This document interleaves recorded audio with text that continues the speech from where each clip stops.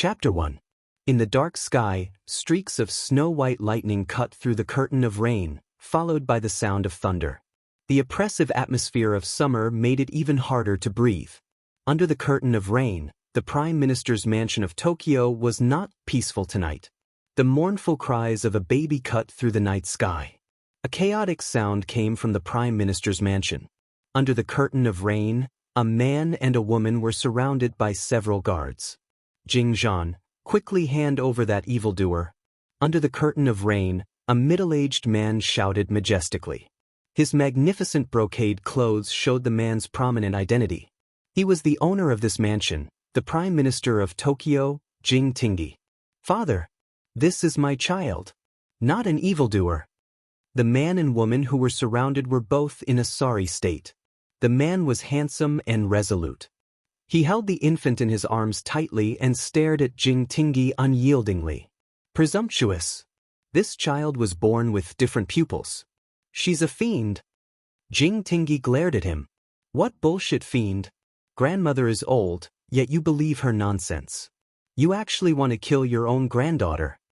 Jingzhan's entire body trembled, his eyes filled with sorrow. Husband. The woman who was close to Jingzhan was pale. Her clothes that clung to her body were still stained with fresh blood from giving birth. She was so weak.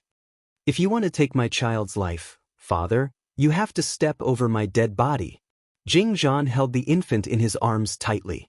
Without hesitation, he waved the long sword in his hand and turned to fight his way out of the encirclement. Jing Tingi chased after him angrily. Only the people in the Prime Minister's mansion knew about this night's chaos. The outside world was not alarmed. After a whole month of fleeing, Jingzhan took his wife and child all the way west. They escaped the border of Tokyo and fled into the largest forest on the mainland, the Roman Forest. This forest stretched for thousands of miles and crossed dozens of mountains, connecting the frontier fortresses of the four countries together. To the north of the forest was the northern pastoral country, to the south was Nanli country, to the west was Cebu country, and to the east was Tokyo country, where Jingzhan was. Outside the forest, Jingzhan was in a sorry state. He stared intently at the woman in front of him and said, "Ah Yun, carry the child and hide here. I'll go over there to lure away the pursuers." After a month of fleeing, the originally handsome and resolute man's face was now pale and exhausted. He didn't even care about the stubble on his chin. He was in such a sorry state that he didn't look like a noble at all. "Ah Jean, you must be careful." The woman was dressed in plain clothes. Her eyes were sunken, and her lips were pale. She was no longer as beautiful as she used to be. The baby in her arms had his eyes closed, and his face was pale. His brows were slightly furrowed, and he looked extremely uncomfortable. "Wait for me to return." Jingzhan kissed the woman's forehead deeply and didn't stay any longer. He picked up his long sword and walked out of the forest without looking back. The woman stood up shakily. She carried the baby with one hand and leaned on a log with the other as she walked into the depths of the forest. Suddenly, she heard shouts behind her. The woman was shocked. She looked around and found a cave. She took a deep look at the baby in her arms and placed the baby in the cave. She murmured softly, "You must live on well." As the woman spoke, tears streamed down her face. She took off the jade bead around her neck and put it on the baby. Her eyes were filled with pity and reluctance. Hearing the shouts behind her getting closer and closer, she didn't hesitate any longer. She hurriedly took some weeds and leaves to cover the cave entrance. Then, she carried the fur coat with the baby in it and ran away. The shouts behind her got closer and closer, and she was forced to the edge of the cliff. The woman hugged the fur coat tightly, pretending that she still had the baby in her arms. Looking at the guards who surrounded her, the woman said in a tearful voice, "Child, mother has let you down." Chapter 2. The figure that jumped down the cliff was resolute and solemn. As she turned around, her fluttering robe streaked across the horizon under the setting sun. The group of guards were shocked. They wanted to reach out and grab the woman, but it was already too late. The leader of the guards lay on the edge of the cliff and looked at the figure that disappeared in the blink of an eye. He only felt his heart tremble slightly. It was just a word, but it caused the family to be destroyed. What did this heroic woman do wrong? Eldest young master has already brought her back. Let's go back and report. The leader of the guards looked down at the misty valley below, shook his head, and turned around to leave. With the departure of the crowd, the forest regained its former tranquility. As night fell, the forest appeared particularly eerie and terrifying. Between the trees that were faintly discernible under the moonlight, a female wolf with gray fur walked out with her head held high. She seemed to be looking for something. After a few paces, she finally found a small cave. Her green eyes were filled with a fierce light. She stared at the sleeping baby in the cave as if she was staring at a meal on a plate. She bared her white fangs and was about to bite down when she suddenly saw the baby open his eyes. The dark green eyes were filled with an enchanting cold light, as if they could see through her soul in an instant. She couldn't help but tremble. Ooh! A whimper came from the gray wolf's mouth. She lowered her head in fear. As the baby slowly closed his eyes, the world returned to darkness. Under the moonlight, a huge gray wolf with a baby wrapped in cloth in its mouth could be faintly seen. It disappeared into the darkness. 14 years later, in the dense forest, a vigorous black shadow jumped between the branches. In the distance, a yellow deer was eating grass with its head lowered. Behind the tree trunk, a black shadow slowly stepped out. Using the cover of the shrubs, a green light flashed on the wooden arrow. The ears of the yellow deer moved slightly. It raised its head and looked around with a faint expression of surprise. It looked around but didn't see any living things. The innate sense of danger had just appeared when a wooden arrow pierced through the wind and almost instantly pierced through the neck of the yellow deer. It was a fatal blow. Dinner is settled. A crisp and tender voice rang out as the black figure leaped out from behind the tree. A strange outfit wrapped around the petite figure of the girl. Her black hair was combed into a ponytail, and she held a crude bow in her hand. Her beautiful face was filled with a joyful smile. The girl who stepped out was only about 14 years old. Woo! The bushes trembled and a gray wolf suddenly jumped out. It pressed down on the yellow deer's corpse with its paw and raised its head to look at the woman who was walking over. There was a black spot between the wolf's eyebrows and it looked extremely mighty. Silver arrow. I was the one who killed it. If you want to eat, go hunt for it yourself. The woman looked at the gray wolf that called the silver arrow and glared at it fiercely. She waved her hand to chase the wolf away and nimbly pulled out the wooden arrow from the yellow deer's body. Ooh! The wolf seemed to understand the woman's words. It whimpered a few times and rubbed against the woman's neck in a fawning manner, causing the woman to laugh out loud. You lazy bastard, next time I'm not bringing you out. I'm bringing Yin Feng out. The woman rubbed Yin Feng's head and threatened him with a smile. Immediately, Yin Feng couldn't take it anymore. He jumped up and pushed the woman to the ground. His grimacing appearance was extremely frightening, but the woman wasn't afraid at all. Just as she was about to speak, a sharp arrow pierced through the air. The woman narrowed her eyes as a dangerous aura approached. Almost without any hesitation, the woman forcefully pulled Yin Feng's tall body and rolled to the side, dodging the arrow that was filled with killing intent. Chapter 3. The sharp arrow pierced through the woman's arm and stuck firmly in the soil. The woman looked at the sharp arrow that was half buried in the soil in horror. Who's there? The moment he sat up, Yin Jian's cold eyes stared at the man standing in the distance with a bow. He was dressed in a black robe and still had a bow in his hand. Yin Jian jumped in front of the woman. His ears were erect and his breathing was enough to prove that Yin Jian was angry. The man was stunned by the strange scene in front of him. He looked at the gray wolf and then at the woman who pulled out her dagger with a face full of murderous intent. Even with his experience, he was unable to explain the scene in front of him. The surroundings were silent. The two people and the wolf looked at each other for a long time, but no one made a move. For a moment, they were in a deadlock. The woman moved her eyes slightly and squatted down. She touched Yin Jian's wolf head. The man's eyes narrowed when he saw that intimate look. This gray wolf was actually raised by this woman? Master. Another black shadow jumped out and blocked the man's side. He stared at the woman and wolf in front of him with a face full of murderous intent. As the two sides faced each other, a heavy killing intent spread out in all directions. When a signal flare appeared in the sky, the faces of the two tensed men turned solemn. They silently looked at the man and the wolf before quickly flying away. Tiske, they left so quickly. The woman slowly exhaled, and her tense nerves finally relaxed. She raised her hand to touch the gray wolf's fur, and a trace of doubt flashed through her eyes. She had lived here for 14 years, and had never seen a living person walk into the depths of the forest. Her name was Jingyu. She had been in this foreign era for 14 years. 14 years ago, she didn't believe in ghosts and gods. However, that accidental death made her understand that there really was such a thing as rebirth. There was also a familiar word called transmigration. As the most secret agent of Z country, she had received the best training to become the country's perfect killing weapon.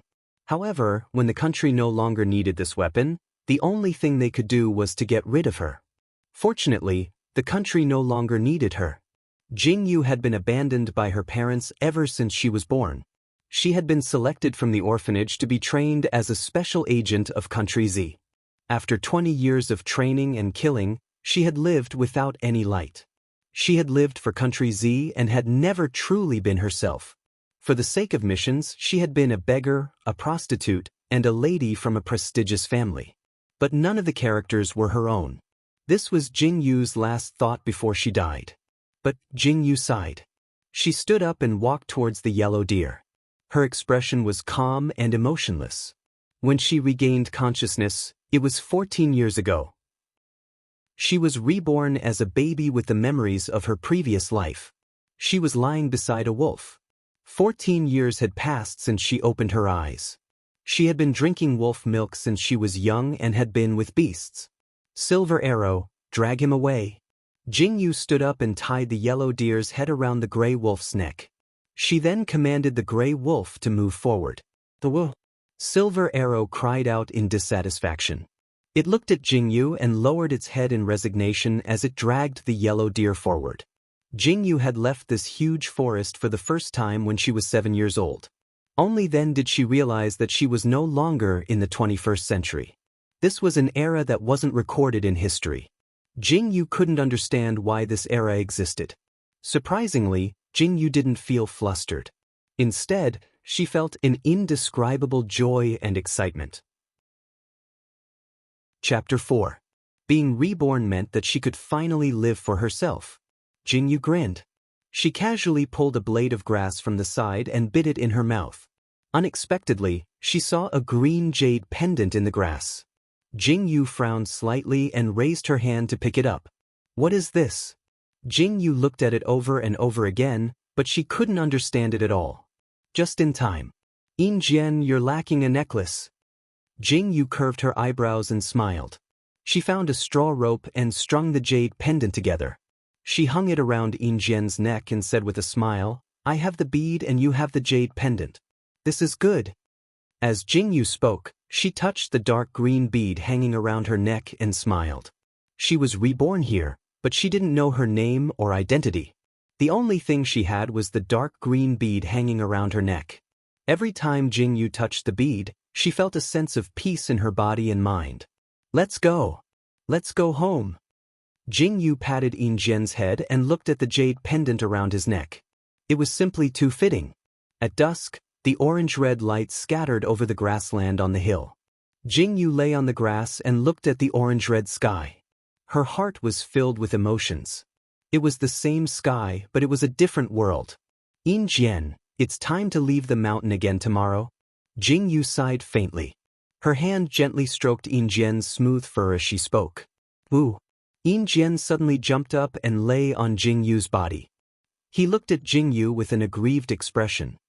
Isn't it just a few days? Do you have to be like this? Jingyu pushed Injian away in disdain and held him in her arms. She stroked his fur and smiled. You stay here and guard the house. I'll be back soon. In the past, at a certain time, Jingyu would leave the mountain and head to the town to buy things she needed. It was also because of this that she had a good understanding of the country she was in. The first rays of the morning sun rose and shone on the forest. Under the morning mist, A vigorous figure leaped and dashed through the forest. If anyone saw this scene, they would think that some strange beast had appeared in the forest. This was because the figure leaping between the branches was like an agile monkey. Every step she took on a branch had an indescribable explosive force. The figure who had been flying for a long time squatted on a branch and rested for a while. Who else could it be but Jing Yu's delicate little face? Jing Yu was dressed in short black clothes and had a bag on her back. She wiped the sweat on her forehead and narrowed her eyes. She looked in the direction and started running again. This was the depths of the forest, and it would take 1 or 2 days to get out of the forest. It would take 1 or 2 days to get out of the forest, and she would not rest for the entire day. It was precisely because of this that Jing Yu disliked it very much. This place didn't even have a basic means of transportation, and it was so far away. However, there was also an advantage. Jing Yu had lived in the forest for 14 years and hadn't seen a single living person, except for the 2 mysterious men she saw 2 days ago. "I'm so tired." Jing Yu finally jumped down from the tree from sunrise to sunset. She staggered and found that her legs were weak. The strong smell of sweat on her body almost made her faint. Jing Yu walked in the forest and looked around. She walked to the back of a huge rock with ease. After walking for a while, she saw the flowing stream. Jing Yu's eyes lit up and she quickly ran to the stream. Chapter 5. I can finally take a bath. Jing Yu sighed. She looked around and saw that there was no one around. She then took off her clothes and soaked herself in the water, allowing the water to flow over her skin. Jing Yu swam happily in the water until she felt a little cold. She then reluctantly came out of the water. She took out a clean set of clothes from her bag and changed into them. She washed the dirty clothes and hung them on the tree trunk. She thought to herself that she would come back for them when she came back. She then flew up the tree and slept under the moonlight, waiting for the arrival of tomorrow. However, not long after Jing Yu fell asleep, she suddenly heard a strange sound coming from below the tree. Jing Yu, who was usually a light sleeper, suddenly opened her eyes. She carefully moved her body and bent down to look under the tree. "Mistress, drink some water." With the help of the moonlight, Jing Yu saw that there seemed to be 3 people below.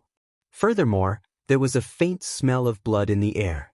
It seemed that they had suffered serious injuries. "Have you shaken them off?" Another slightly hoarse voice sounded, as if he was very tired.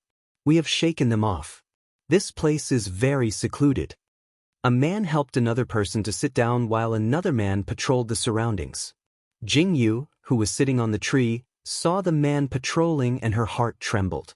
She thought to herself, "Please don't see her clothes." At this moment, Jing Yu was so regretful that her intestines turned green. Why didn't she hang her clothes higher for no reason? "This is great, isn't it? Mistress, look, there are people's clothes here." Just as Jing Yu was feeling vexed, the patrolling man indeed saw Jing Yu's clothes hanging to the side. Could it be that someone left them here during the day? No, that person is still here.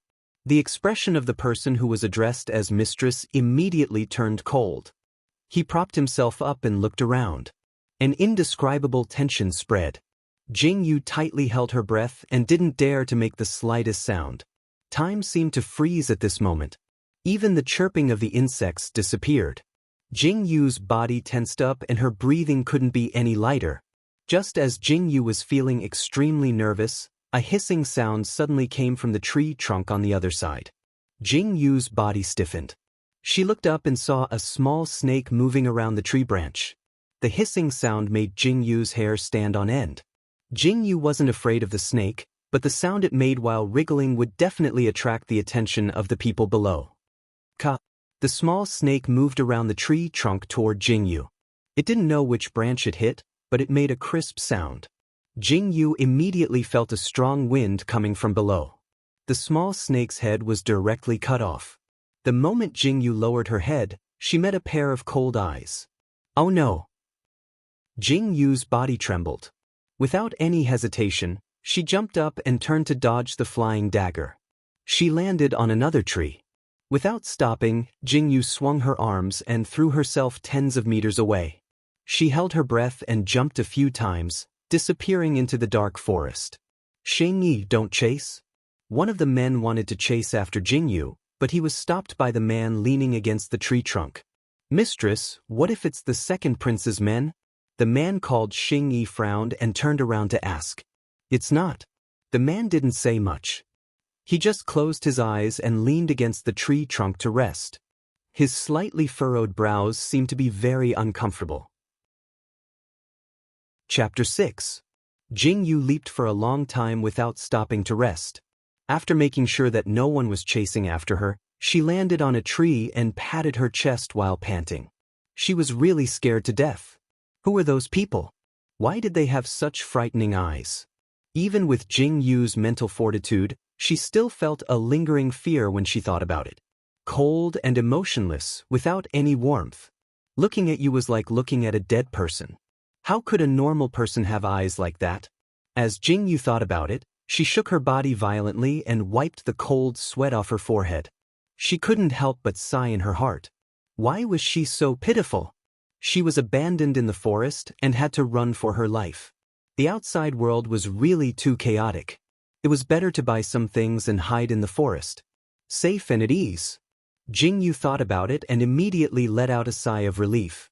She rested for a while and jumped down from the tree to look around. She found a dry spot to sit down and closed her eyes. After running for an entire day, why didn't they let her rest? When Jingyu opened her eyes again, it was already the morning of the next day. Jingyu stretched lazily. Fortunately, she had gotten enough sleep in the second half of the night. Otherwise, she probably wouldn't have been able to reach the town today. When it was close to noon, Jingyu finally reached the city gates as she wished. It wasn't easy. Jingyu wiped the sweat off her face and patted the dust off her clothes. She walked over to the city gates and slightly raised her eyes to glance at the notice and a portrait that was posted at the city gates. Jingyu's mouth twitched slightly. It definitely wasn't a problem with her eyes. It was definitely a problem with the person who drew this portrait. What the hell was that portrait? It didn't look like a human at all. Get out of the way, get out of the way. Ninth Imperial Uncle is here personally. No one is allowed to enter the city gate. Groups of horses galloped past, stirring up dust that made Jingyu, who was standing at the side, cough. Cough, cough, cough. Damn it, so what if you have horses? Jingyu muttered and turned to walk towards the city gates. However, she was stopped by the guard who fiercely said, "Didn't you hear the notice? You can't enter the city now." What? Can't enter the city? Why? Jingyu asked with a frown. If you can't, then you can't. What's with all this nonsense? The guard at the city gate pushed Jingyu away in disdain and walked to the side to stop them from entering the city. Jingyu staggered as she was pushed by him. She glared at the soldier angrily and gritted her teeth unwillingly. What a vile servant. Why is the 9 emperors here? Jingyu walked to the side and found a stone to sit down. Just as she sat down, she heard the people beside her talking. She narrowed her eyes and listened carefully. I think he passed by here on his way back from Cebu. Who knows what happened? Jingyu frowned. The 9 emperors? Who's the 9 emperors? It's the 9th emperor's carriage. No wonder they have to clean up the city gates. The 9th emperor's is an incredible figure. It's said that anyone who touches the body of the 9th emperor's will die a horrible death. Jingyu couldn't help but cough when she heard this. Just a touch and people will die? What kind of stupid rule is this? Now that you mention it, I remember that the 9 emperors is going to choose a consort. I wonder which family's woman will be chosen this time. Die. Someone is going to die again. Jingyu's heart itched when she heard this. Why are they saying that someone is going to die again? With this thought, Jingyu turned around and asked the 2 aunties, "Aunties, you just said that the 9 emperors is going to choose a consort. Isn't that a joyous occasion? Why are you saying that someone is going to die again?" Jingyu swore to the heavens that she really didn't know. Chapter 7. Young lady, are you an outsider? The older woman on the left looked at Jingyu and asked. I've lived in the mountains since I was young and rarely come out, so I don't know. Jingyu scratched her head and said, No wonder, that's the famous 9th emperors. This is already the 12th time that the 9th emperors are choosing a consort. The younger woman on the right moved closer to Jingyu and said, Do you know what the results of the first 11 consort selections were? I don't know. Jing Yu blinked and replied. Dead, they're all dead. The auntie on the left took over and said, that was a woman chosen by the ninth uncle. The day before the wedding, she died in her own room in various ways. It was as if she had been cursed by something terrible. Jing Yu felt her hair stand on end. There was actually such a thing? Then, why do those young ladies still want to marry the ninth empress? Isn't it fine if they don't marry? Jing Yu curled her lips and said, sure enough, the women of ancient times were all so stupid. That's the ninth emperors we're talking about. One order from him is even more important than an imperial edict. Who would dare to go against it? The woman on the right sighed and said, furthermore, who is the ninth empress? Tokyo is the most handsome man in Tokyo. He has both power and influence. If he could really become the ninth imperial concubine, it would be like waking up from a dream with a smile. That's right, that's right. If I were 10 years younger, I would definitely marry the ninth emperors. Jing Yu was stunned as she looked at the two women who were instantly infatuated. The corner of her mouth twitched and she silently walked to the side. She thought to herself, these people are all crazy. Just as Jing Yu was thinking about this, she suddenly thought of a very serious problem. If the city gates didn't allow her to enter, wouldn't that mean that she would have to stay outside for another day before she could return to the forest? That wouldn't do. She was worried about leaving Yin Jian alone in the forest. Jing Yu's eyes turned slightly as she thought about it. She looked at the tall city wall. How many floors did it have? Without any tools, she couldn't climb over even if she wanted to. Jing Yu's gaze landed on the dog hole. When she saw the pile of filth beside the dog hole, she felt nauseous. You want me to crawl into the dog hole to sniff those things? You'd better kill me all at once. After thinking about it, Jing Yu suddenly realized that she really couldn't go in. The ninth emperors is here. The ninth emperors is here. Amidst the shouts, Jing Yu was vexed and conflicted. She raised her head slightly and saw a huge carriage slowly moving towards the city gates. The horses were all covered in armor and the people sitting on the horses were dressed in pitch-black armor. Only their eyes were exposed. Jing Yu looked at the sky indifferently. Under the scorching sun, she really wanted to ask them if they really didn't feel hot. Wait a minute. As Jing Yu lowered her head, she suddenly saw a small dog crawling under the ninth emperor's carriage. She was instantly energized. Why didn't she think of that? The ninth emperor's carriage moved forward at the speed of a tortoise. The excited shouts of the surrounding citizens grew louder and louder. For the first time, Jing Yu didn't feel that the sound was ear-piercing. Instead, she kept thinking in her heart, let the storm come fiercer. It would be best if no one noticed her. Jing Yu's body was like a cat as she carefully shuttled through the crowd. She moved bit by bit. Then, at a certain moment, she pulled a person over to use as a shield. She suddenly did a somersault and used her hands to hang on to the wood under the carriage. She pressed her small body tightly against the bottom of the carriage. Chapter 8. Io. Who pushed me? The man who was being pulled by Jing Yu suddenly staggered as he turned around and shouted. However, the only response he received was an even louder shout. No one noticed the person who had silently rolled under the carriage. Welcome, ninth emperors, into the city. When the carriage reached the city gates, all the soldiers knelt down and shouted in unison. Jing Yu was slightly startled. She didn't know why, but a strange feeling arose in her heart. Why did she feel like someone was watching her? Jing Yu frowned. She lowered her breathing and silently prayed for them to enter the city quickly. To enter the city quickly. The ninth emperor's carriage came to a halt. Jing Yu's heart jumped. Why did it stop? Could it be that she was discovered? Jing Yu's palms were slightly sweaty. She couldn't hold on to the carriage anymore. If it didn't go faster, she wouldn't be able to hold on for much longer. The ninth emperors probably heard Jing Yu's thoughts. The carriage finally began to slowly enter the city. Jing Yu slowly heaved a sigh of relief. She instantly relaxed. Luckily, they had entered the city. Wait a minute. Heaved a sigh of relief? Jing Yu's entire body turned cold. Before she could react, she suddenly felt an ice-cold, murderous intent stabbing towards her head. Jing Yu's body arched as she blinked. When she saw the sharp knife that was just a centimeter away from piercing her head, she immediately broke out in cold sweat. Oh no, she had been discovered. Umph, an indifferent and disdainful snort sounded. Jing Yu's face turned slightly pale. Just as she was about to let go of the carriage and roll off, she didn't expect the person sitting in the carriage to break the bottom of the carriage with his foot. His large hand suddenly grabbed Jing Yu's neck. The strength of his grip was so great that Jing Yu almost fainted. Where did this little doll come from? Jing Yu's body was lifted up from the bottom of the car. At that moment, the car stopped. Cough cough. Jing Yu tried her best to break free from the hand that was strangling her neck. She tried her best to open her eyes, but she was met with a pair of familiar eyes. That pair of eyes. It's him. That night in the forest. Jing Yu's heart trembled fiercely. She didn't even dare to look at the man's face. She kicked the man's chin with all her might. The man felt the pain and loosened his grip. Jing Yu took this opportunity to slip under the car.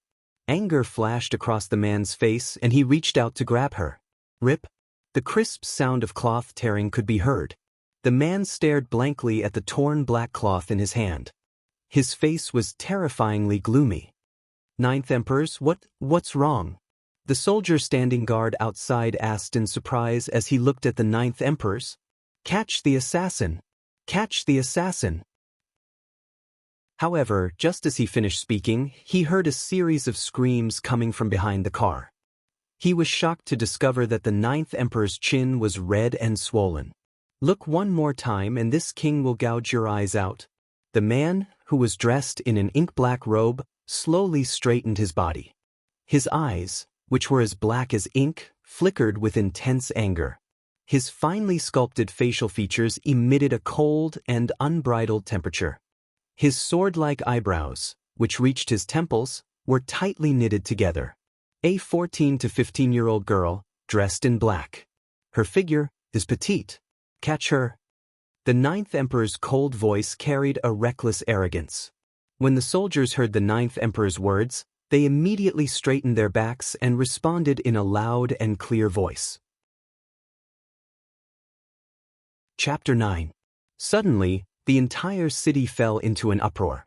Everyone knew that the Ninth Emperor was capturing a woman. As for why, no one knew.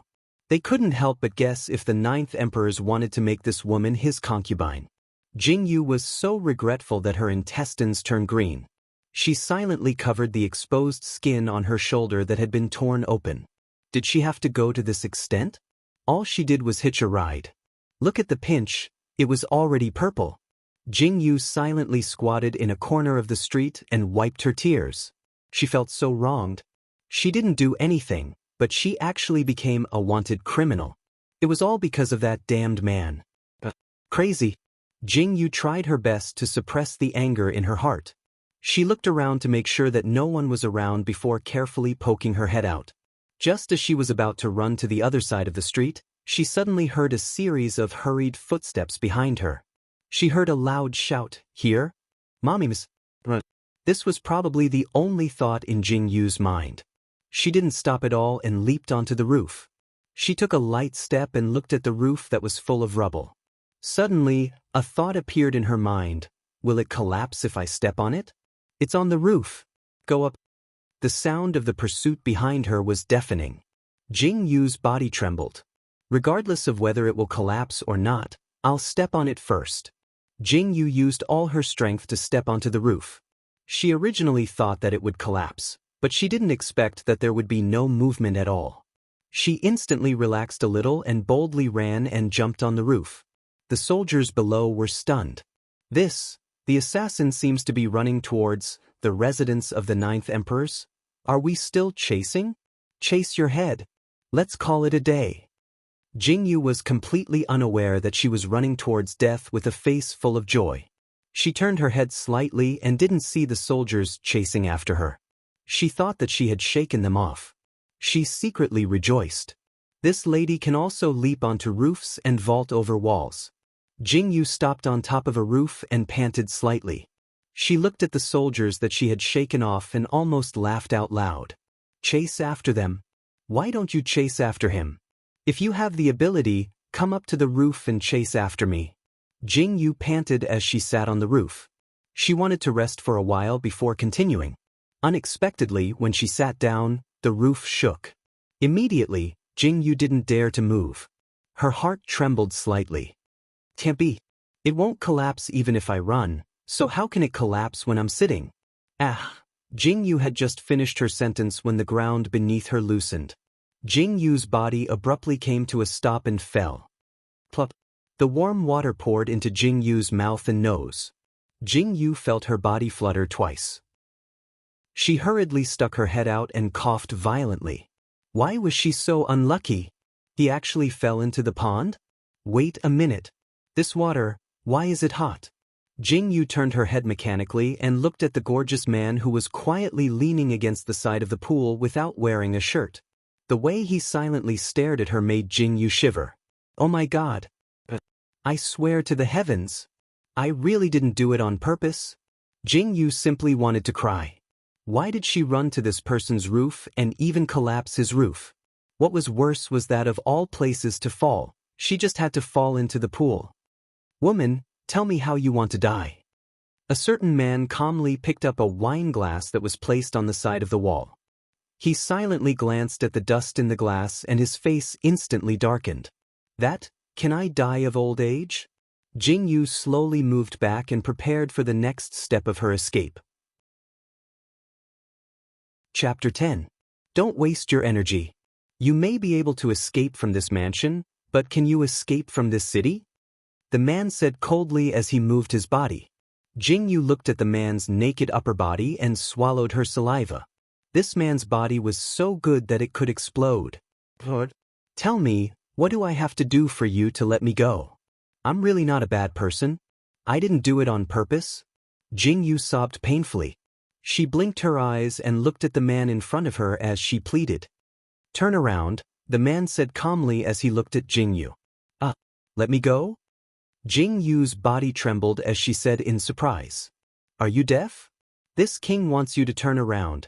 Jing Yu's body trembled as she looked at the man's enviable body again and turned around. 15 minutes later, Jing Yu blinked her eyes as she stood in the room with the broken roof. The 9th Emperor was wrapped in a robe and sitting on a soft couch. The difference between the two of them made Jing Yu go crazy with jealousy. Tell me, why did you follow this king? The 9th Emperor slowly took a sip of tea and said, Follow? Jing Yu blinked her eyes and said, I didn't. You didn't? Don't tell me you didn't follow him out of the forest. The 9th Emperor coldly put down the teacup in his hand and narrowed his eyes as he stared at Jing Yu. Forest? Jing Yu paused for a moment before carefully looking at the 9th Emperor. After a few comparisons, Jing Yu suddenly thought of the man who suddenly appeared when she and Yin Jian were hunting. Only now did she realize that the two of them looked very similar. That's not right. This is basically using a single person. You're thinking too much. I don't have that kind of hobby. Jing Yu turned her head away and said, That's my territory. You're an intruder. The man laughed coldly. The disdain in his eyes was very obvious. He looked at Jing Yu and said, Your territory? If you won't let me go because of this, you can rest assured. I have no interest in you.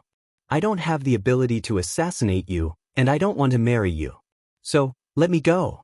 Jing Yu blinked her eyes as she looked at the 9th Emperor. Marry me? 9th Uncle's heart jumped. It was like he had thought of something very interesting. He looked at Jing Yu up and down. His eyes made Jing Yu's hair stand on end. What kind of eyes were those? Why did she have a bad feeling about this? 9th Uncle stared at Jing Yu for a while and suddenly shouted, Someone come here. Your subordinate is here. Announce to the world that this king's imperial concubine has been found, the 9th Emperor said as he glanced at Jing Yu. Congratulations, congratulations. Can I leave now? Jing Yu laughed dryly and walked towards the door. This king's imperial concubine, where do you plan on going? The 9th Emperor poured himself a cup of tea and called out to Jing Yu, who was about to run away. Jing Yu froze in her tracks and turned to look at the 9th Emperor in a daze. Me? Imperial concubine? Jing Yu pointed at her nose and asked. A certain man nodded calmly. Yes. Did I agree? Jing Yu was completely enraged.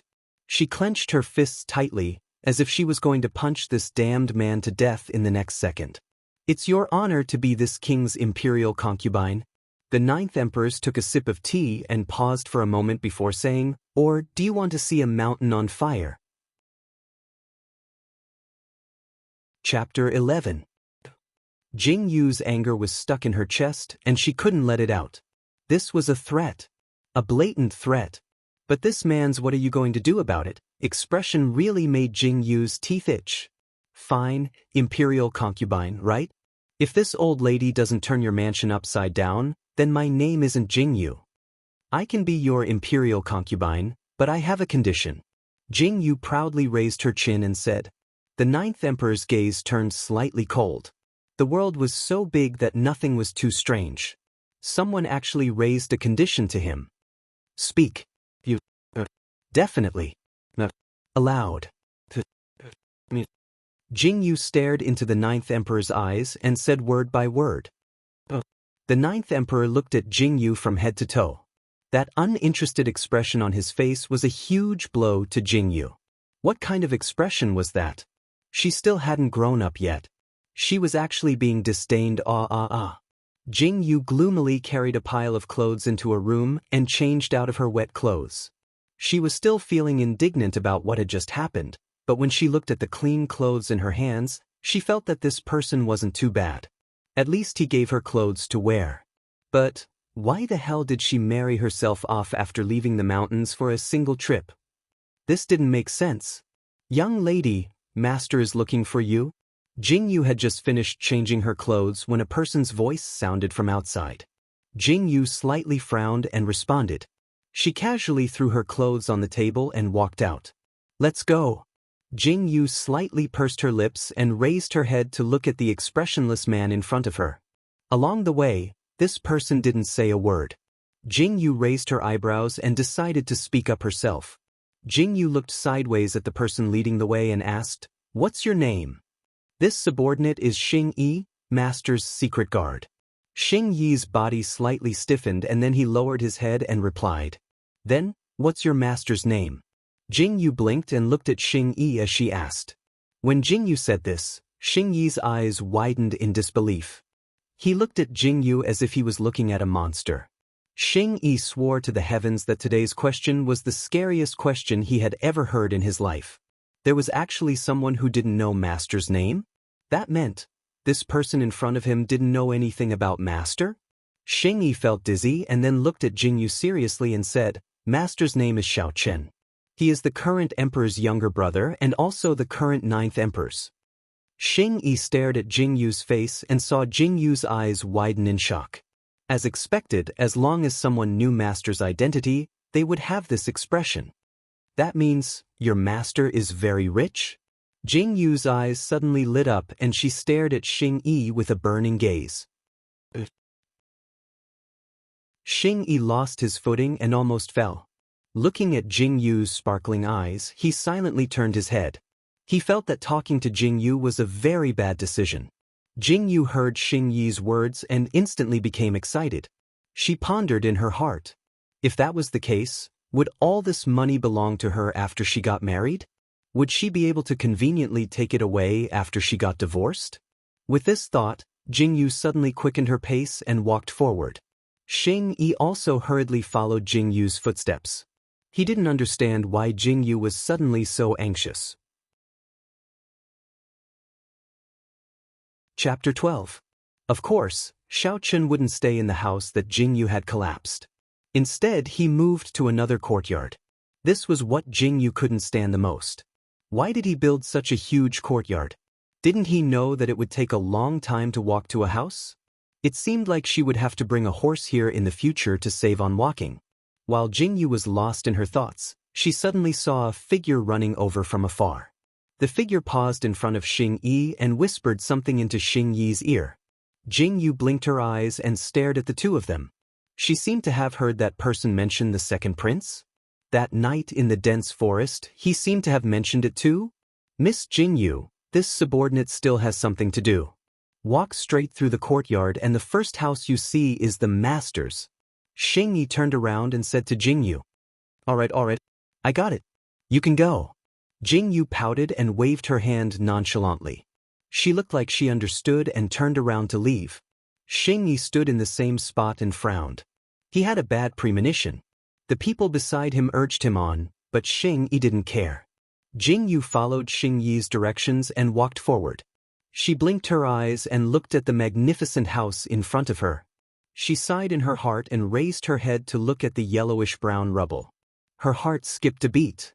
If the rubble just now was this roof, it wouldn't have collapsed so easily, right? Sigh, this is fate. Jingyu sighed and didn't think anymore. She raised her hand and pushed open the tightly shut door. She called out, Xiaochen, why did you call me over? However, when Jingyu took a step in, she was stunned by the scene in front of her. That figure made Jingyu almost have a nosebleed. This was too explosive. Woman, how long do you plan to watch? Xiao Chen's body stiffened for a moment before he turned to look at the blushing woman with a cold face. His heart skipped a beat. Was this person shy? Cough cough, that's... Jingyu really wanted to leave, but why was her rationality telling her to watch a little longer? Come here. While Jingyu was lost in her thoughts, she heard Xiao Chen's voice. Jingyu was slightly stunned. She pointed to her nose and asked, You're calling me? Is there a second person here? Xiao Chen frowned as he looked at Jingyu. The displeasure in his eyes was obvious. Jingyu coughed and looked around calmly. Sure enough, there was no one else. Xiao Chen's face darkened when he saw Jingyu's actions. Why did he feel like he had found a very stupid woman to be his imperial concubine? What's the matter? Jingyu walked over to Xiao Chen and asked. Hearing her extremely casual tone, Xiao Chen's face darkened even more. Apply medicine. Xiao Chen pointed at the ointment on the table and turned the other side of his body. Jingyu saw that there was a deep scar that extended from his armpit to his waist. It was bright red and showed signs of inflammation. Tisk. It hurts.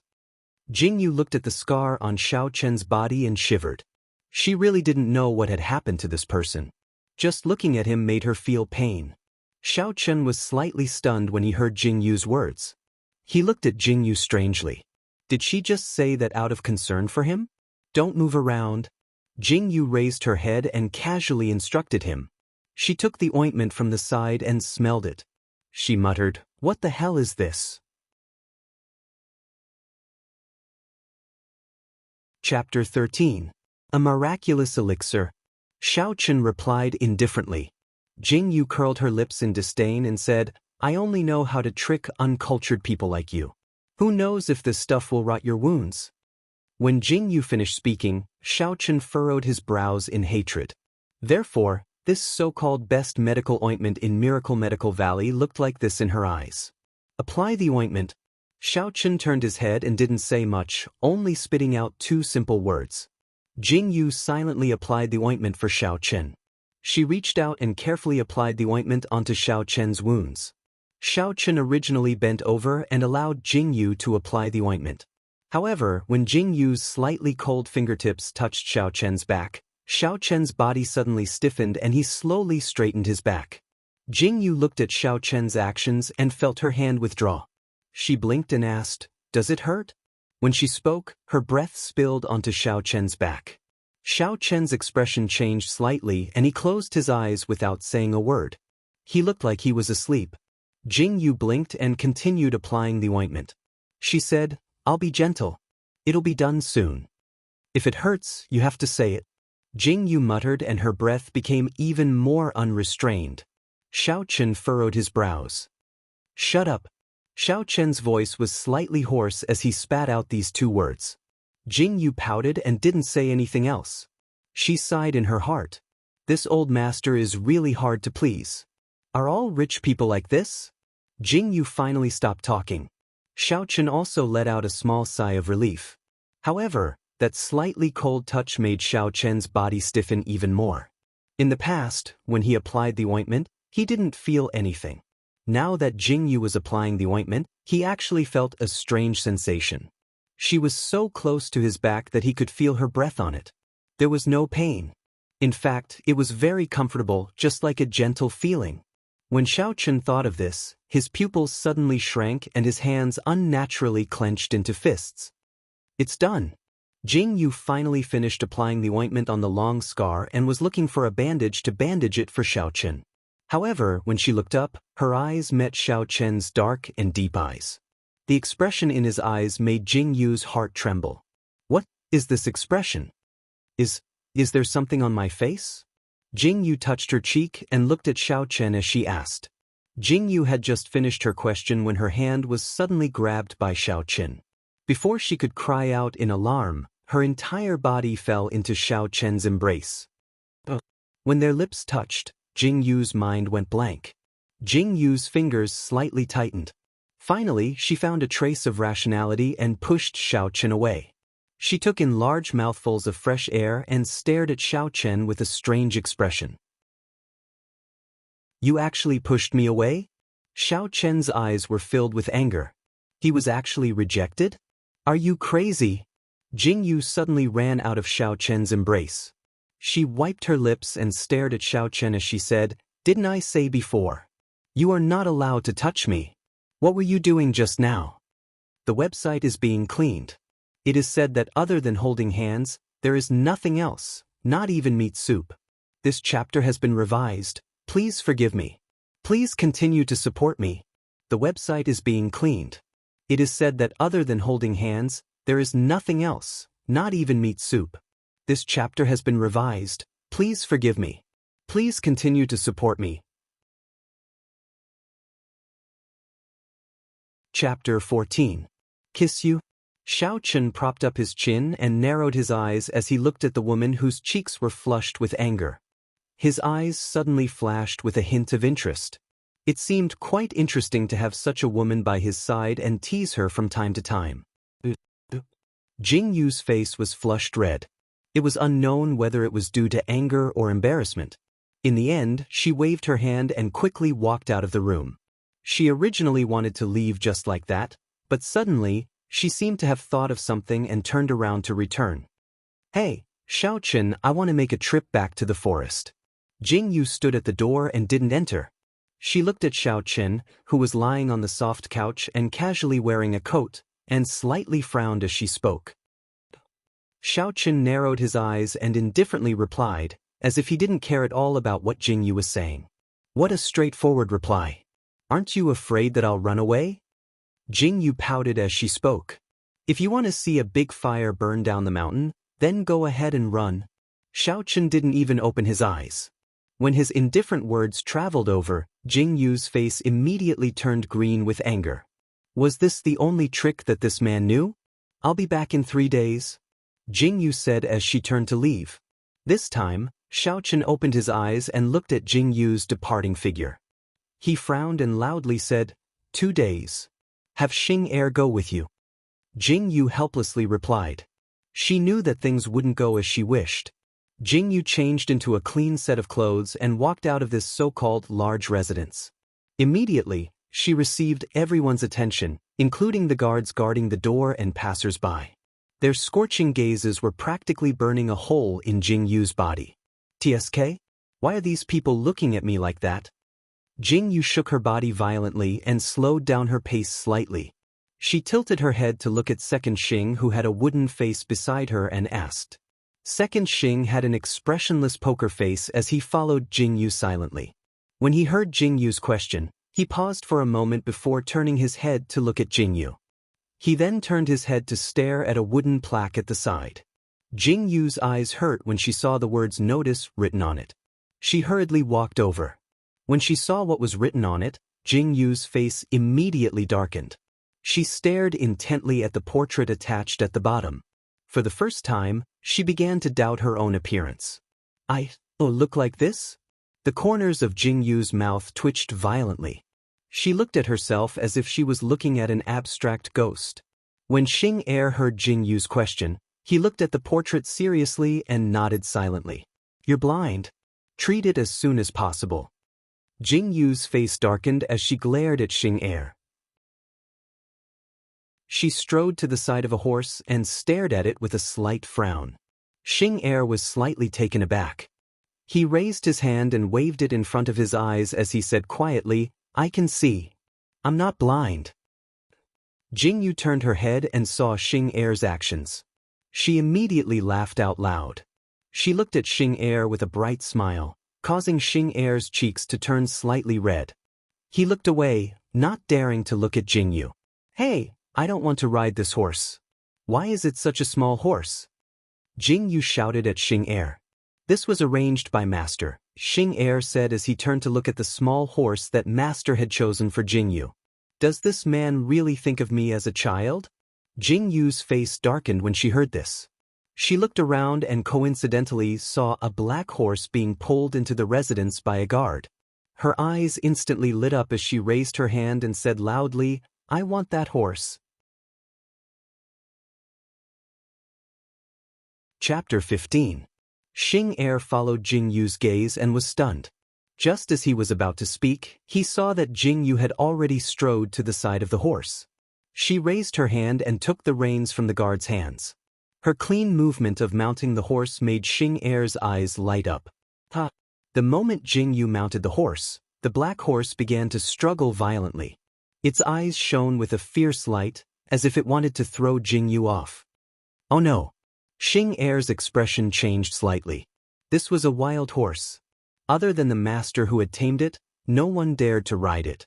Xing Er was about to step forward to help Jingyu pull the black horse, but he didn't expect to see anger flash across Jingyu's face. She pulled the reins forcefully and leaned over to the horse's ear and coldly spat out 2 words, "Quiet." Xing Er's heart trembled. He thought that the horse would flip Jingyu to the ground in the next second. This was a horse. How could it understand human language? However, what happened next made second interrogation officer look at each other in astonishment. That dark horse actually quieted down eerily after hearing Jingyu's name. The way it lowered its head and paced back and forth on the spot seemed to be somewhat uneasy and fearful. The guard at the side was so scared that his face turned pale. He thought that he would see a tragedy, but he didn't expect this outcome. "You? How did you do it?" Xing Er stood beside the black horse. He wanted to reach out and touch the horse to see if it had changed. However, before he could touch it, the black horse tilted its head and dodged. Xing Er was sure that it wasn't the black horse that had changed. It was Jingyu. "What's wrong with me?" Jingyu blinked her eyes in confusion. She then happily stroked the horse's fur and said, "This little black horse is so obedient. It will follow me from now on." "Obedient?" Xing Er's face twitched violently as he watched the black horse move in an ingratiating manner. He suddenly felt that he couldn't accept it. Finally, under Jingyu's urging, he followed Jingyu out of the city gate and into the forest. She tamed a fierce horse with just 2 words? Xiao Chen, dressed in an ink-black robe, sat upright on the high seat, playing with an exquisite wine cup in his hand. His eyes were slightly narrowed, flashing with interest. "Yes." One of the black-robed guards who was bowing in front of Xiao Chen lowered his head. When he spoke, one could faintly see the shock in his eyes. "Interesting." The corners of Xiao Chen's lips curled up slightly. He suddenly recalled the gray wolf that stayed by Jingyu's side when she was in the forest. Could it be that this woman really lived in the forest and had a special ability to tame animals? "Have you found out her identity?" Xiao Chen turned to look at the black-robed man and asked. "No, the imperial concubine's background is a blank. If we want to find out, it may take some time." The black-robed man spoke carefully. He raised his eyes to glance at his master, afraid that his master would be unhappy and kill him. "Go and investigate." Xiao Chen's face revealed a faint displeasure as he coldly ordered. The black-robed man's heart suddenly trembled. He bowed and immediately left the room. In his heart, he was panicking. "It's over, it's over." Master is unhappy. Jingyu and Xing Er headed into the dense forest. Jingyu couldn't help but sigh. If she had known that riding a horse was so convenient, she would have raised a fine horse. Then, she wouldn't have had to run around in the trees tirelessly. Chapter 16. Imperial concubine, eat something. Xing Er handed over the dry food in his hand. Cough, cough, cough. "What did you just call me?" Jingyu had just drunk the water in her mouth, But before she could swallow it, she suddenly heard Xing Er call her. She immediately coughed violently, and her cheeks flushed red. Imperial concubine. Xing Er called her again. Stop, stop, stop. Jing Yu blushed when Xing Er called her imperial concubine. She hurriedly stopped Xing Er's words.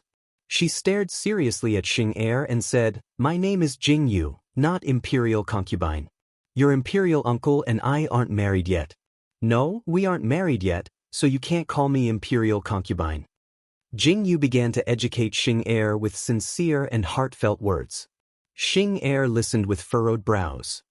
Master has already announced to the world that regardless of whether you are married or not, you will always be imperial concubine unless you are dead. Xing Er also looked very seriously at Jing Yu as he spoke. Jing Yu's breathing paused slightly. She was suddenly choked by Xing Er's words and couldn't say anything. Jing Yu racked her brains to think of something to say to change Xing Er's mind. Just as she was thinking, she suddenly heard a slight sound beside her ear. Her sharp eyes scanned the surroundings. Xing Er obviously also noticed the abnormality. He slowly pulled out the long sword in his hand and looked around vigilantly. Whoosh, a black shadow quickly swept through the grass. Jing Yu's entire body tensed up. She slightly tilted her body and slowly looked around. Just as she was about to move, she suddenly felt a cold, murderous intent coming towards her back. Jing Yu's expression changed slightly. She immediately bent down and did the first roll. The dagger stuck in her boot flew out without hesitation. A muffled groan was heard. Jing Yu saw the black figure hiding behind the tree trunk in the forest move backwards, and the tree branches trembled slightly. Jing Yu stared with wide eyes at the sudden appearance of countless black-clothed people and sucked in a breath of cold air. Imperial concubine, leave now. Xing Er was so frightened by this series of actions that his body trembled slightly. When he saw that Jing Yu had not only dodged the arrow, but also injured the opponent, his eyes lit up. Damn it, who are these people? A look of anger flashed across Jing Yu's face.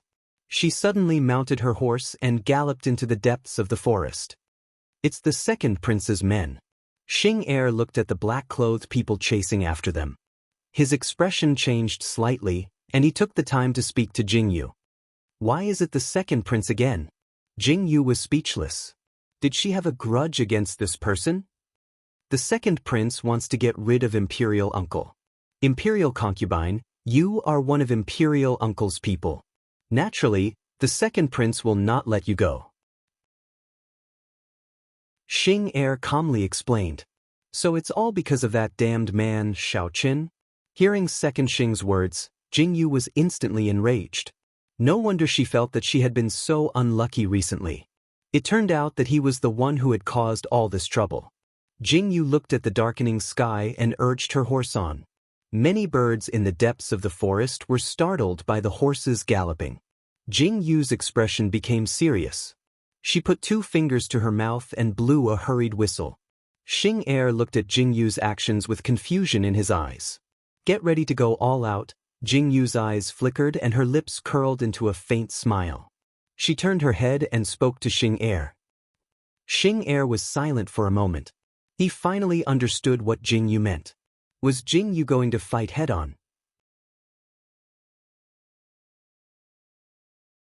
Chapter 17.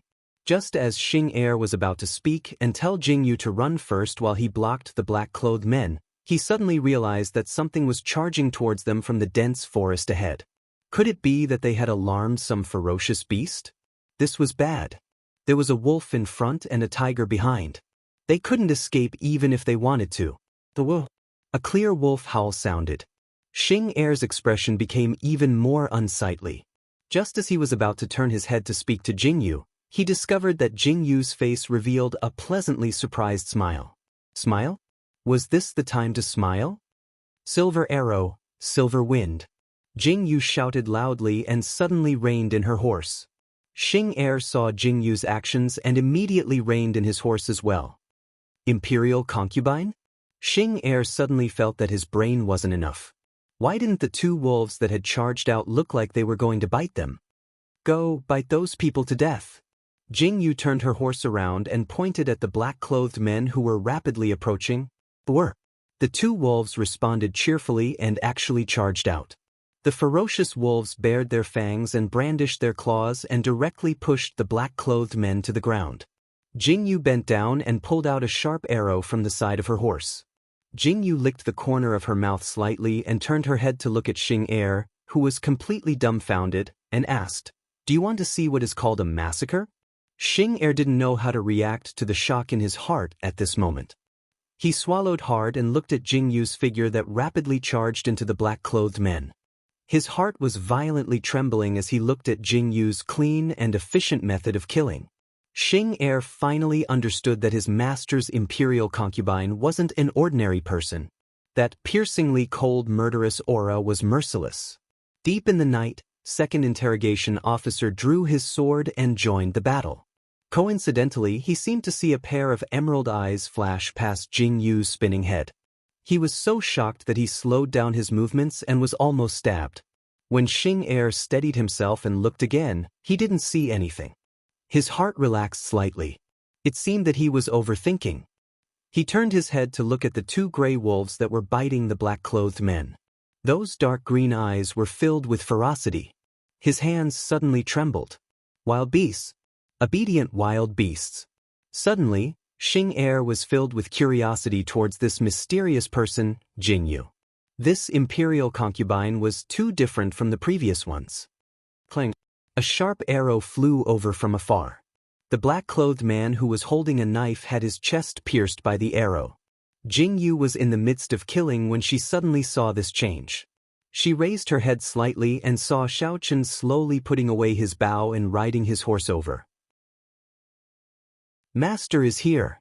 Xing eyes lit up. "Retreat." The black-clothed men wanted to retreat when they saw that the situation wasn't good. However, Jingyu wouldn't give them the chance. "Silver arrow." Jingyu's expression turned slightly cold. She called out, and the silver arrow bit off the throat of the black-clothed man at her feet. Her figure shot out explosively, directly blocking the path of the other three black-clothed men. Yin Feng naturally wasn't willing to fall behind and blocked the other path. The two tall gray wolves opened their bloody mouths and bared their fangs at you. Anyone who saw this would turn pale with fright. The remaining 3 or 4 black-clothed men naturally didn't dare to move, afraid that they would be swallowed by these two wolves. Xiaochen rode his horse to Jingyu's side. Looking at Jingyu's face covered in blood and her blinking eyes, he didn't know why his heart suddenly trembled. He thought that he would only see another tragedy after risking his life to rush over. Chapter 18. The imperial concubine that he had just decided on yesterday was going to be buried today. However, he didn't expect to see an earth-shattering battle from afar. That small and thin figure walked through the crowd without any restraint. The cooperation between the man and the wolf was so close that it was as if they had practiced it dozens of times. Xing stood to the side like an outsider. At that moment, Xiaochen's heart couldn't help but skip a beat.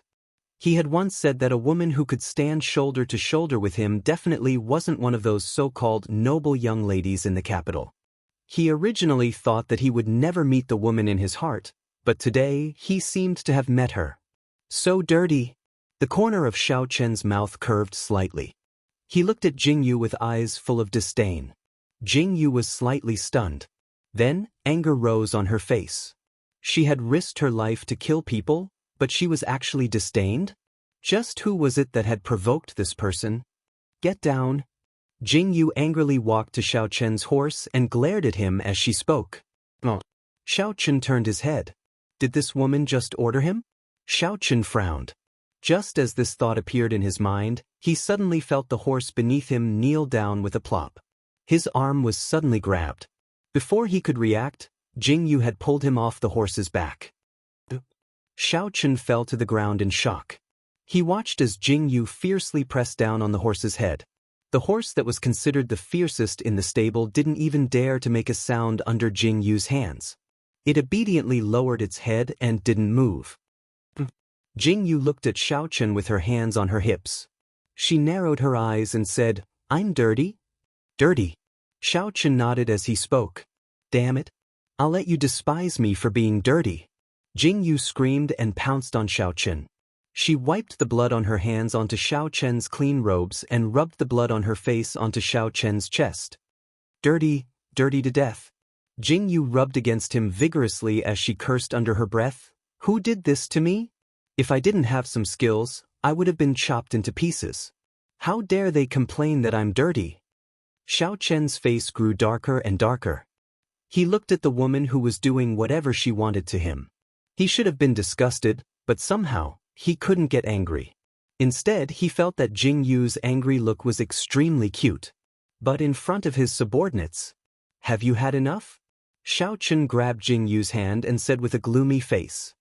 Pa, this is great. You're dirty too. Jing Yu looked at Xiao Chen, who was covered in mud and blood, and suddenly laughed happily. Xing Yi, who came with Xiao Chen, stared at this strange scene with his eyes wide open. He rubbed his eyes hard a few times before he realized that his eyes weren't playing tricks on him. Xing Er, who was standing at the side, silently turned his back and acted as if he didn't see anything. He couldn't bear to look at his master who lost his composure like this. Enough. Jing Yu responded honestly and was about to get off Xiao Chen's body. Then it's my turn. Jing Yu was stunned. Before she could react, she was suddenly pulled into Xiao Chen's embrace and their lips touched. Jing Yu gasped for fresh air and stared at Xiao Chen, who had a smug look on his face. The website is being cleaned. It is said that other than holding hands, there can't be anything else, not even meat soup. This chapter has been revised. I hope all the readers will forgive me. I hope all of you can continue to support me. Chapter 19. If you move again, I'll continue to kiss you. Xiao Chen abruptly dodged and held onto Jing Yu's head as he spoke with narrowed eyes. You're too much of a bully. Jing Yu fiercely pushed Xiao Chen away and angrily stood up. She shouted, "In Jian in Feng, let's go." Stop. Xiao Chen stood up and looked at Jing Yu as he said, "Where are you going?" "To take a bath. Aren't you dirty?" Jing Yu angrily glared at Xiao Chen and left with the two gray wolves. After a while, Jing Yu's threatening voice rang out, "Whoever dares to peek, I'll bite him to death." Xing Yi and Xing Er fiercely trembled as they silently looked at Xiao Chen's dark face. They suddenly felt that they should run away at this time. If they were to provoke their master, they would have to bear the consequences. Which one of you is willing to speak? Xiao Chen looked at the four black-clothed men who had been knocked down by Xing Er. His expression had already returned to indifference as he frowned slightly and asked the four men. The four of them were slightly dazed as if they had just recovered from what they had just seen. They twisted their bodies and wanted to speak. Xiao Chen slightly tilted his head and looked at Xing Er, indicating that he should release their acupoints. Xing Er stepped forward and released the acupoints of one of them. "What do you want to say?" Xiao Chen indifferently looked at the black-clothed man and asked. "I'll tell you the ambush location that the second prince has arranged." The black-clothed man fiercely swallowed a mouthful of saliva and said, When the other three men who had their acupoints sealed heard this, they immediately revealed angry expressions. They twisted their bodies as if they wanted to stop the black-clothed man from speaking. "Speak." Xiao Chen's expression didn't even change as he lightly spat out a single word. The black-clothed man didn't care about his partner's attempts to stop him as he recounted everything in detail. From time to time, he would look at Xiao Chen's expression, but he couldn't find any clues. "That's all." Xiao Chen turned his head and asked indifferently after listening to him. No more." The man in black trembled and looked at Xiao Chen in fear. "Xing Yi kill them all?" Xiao Chen indifferently turned around and left. The words he spat out were cold without a trace of warmth. The black-clothed man was slightly stunned. It seemed that he hadn't reacted to the fact that Xiao Chen wanted to kill him. The black-clothed man opened his mouth and was about to ask when he suddenly felt a chill on his neck. "Ah?" The black-clothed man struggled to speak, but he found that he couldn't speak at all. The life in his eyes was disappearing, and finally he slowly fell to the ground. Xing Yi cleanly killed all the black-clothed men. He wiped the blood off the sharp arrow and cupped his hands towards Xiao Chen. "Master, what should we do now?" Since the second prince has prepared such a grand welcoming ceremony, we naturally can't not participate. Xiaochen stood with his hands behind his back. His eyes flashed with a strong murderous intent. Xing Yi's expression turned serious as he respectfully acknowledged. He knew that something big was about to happen. Aya, so comfortable. Jing Yu yawned as she used a piece of cloth to wipe her hair. She blinked as she walked toward Xiaochen. She glanced sideways at the black-clothed man who had been killed in one strike and raised her eyebrows slightly. I thought I would see a tragedy. A tragedy? Xiaochen frowned as he looked at Jing Yu's wet hair. But I'm talking nonsense. Jing Yu patted her head as she looked up at Xiaochen and asked, "Where are we sleeping tonight?" Chapter 20. Here, Xiaochen said as he looked at the ground beneath his feet. In the dense forest, Jing Yu was lying on a dry haystack with her clothes on. Beside her, the two gray wolves, Yin Jian and Yin Feng, were lying down. They narrowed their green eyes and scanned the surroundings. Under a tree trunk not far from where Jing Yu was lying, Xiaochen was staring at Jing Yu's back with a gloomy face. Jing Yu closed her eyes and swallowed her saliva. Wasn't it just a good place to sleep? Why did he stare at her the entire night? That scorching gaze seemed to want to burn a hole in Jing Yu's back. Xiaochen, have you seen enough? Jing Yu finally couldn't take it anymore. She opened her eyes and sat up, glaring at Xiaochen as she spoke. Get those two wolves away. Xiaochen narrowed his eyes as he looked at the two wolves that had raised their heads because of Jing Yu's actions. His eyes were filled with a cold light. Jing Yu frowned as she looked at Xiaochen. She reached out to pat Yin Jian's head and said, "For my personal safety, I have to let Yin Jian guard me. Who knows if you'll do anything to me while I'm asleep?" "This king isn't interested in you," Xiaochen said with a cold smile. "Is that so?" Jing Yu blinked her eyes and looked at Xiaochen with disdain. "I don't know who it was that repeatedly kissed me and said he wasn't interested. Seems like you remember it well?" Xiaochen's eyes were filled with a smile as he slowly stood up and walked towards Jing Yu. Hey, what are you trying to do? Be careful or I'll let Yin Jian bite you." Jing Yu looked at Xiaochen's approaching body and immediately hid behind Yin Feng like a bird startled by the twang of a bough. She looked at Xiaochen and spoke fiercely. "You can try and see if it bites me first or if I kill it first." Xiaochen narrowed his sharp eyes and coldly glanced at Yin Jian. When he met Yin Jian's sharp eyes, his imposing manner did not lose in the slightest. Yin Jian whimpered and took a small step back, his eyes faintly flashing with fear. "Silver Arrow, can you be a little more promising?" Jing Yu looked at Yin Jian's weak cat appearance and immediately cursed him with a face full of tears. Yin Jian felt wronged. How is it that it's useless? Wasn't Master the one who taught it? If you can't win, then run. Have you decided? Xiaochen stooped down and stared at Jing Yu's petite figure with an indifferent expression. He silently took another step forward. Before Jing Yu could say anything, she saw Yin Jian shudder all over and actually scuttle to the side of a tree trunk, staring at Jing Yu with a pair of aggrieved eyes. "I was careless in making friends." Jing Yu was slightly stunned. Before she could stand up, she was pressed down on the haystack by a huge figure. Jing Yu pushed against Xiaochen's chest with both hands, pushing away Xiaochen's body with difficulty. She stared at Xiaochen with a pair of bright eyes, looking as if she was about to cry. Why did she feel like she was being targeted by a wolf? And a big pervert at that. "Big uncle, what are you trying to do?" Jing Yu looked at Xiaochen with an aggrieved expression. She really did not know what was going on. She had only wanted to borrow a carriage to enter the city. How did she end up provoking such a huge and unparalleled trouble? "What do you think I'm trying to do?" Xiaochen looked at Jing Yu's glaring eyes and a trace of a smile appeared in his eyes.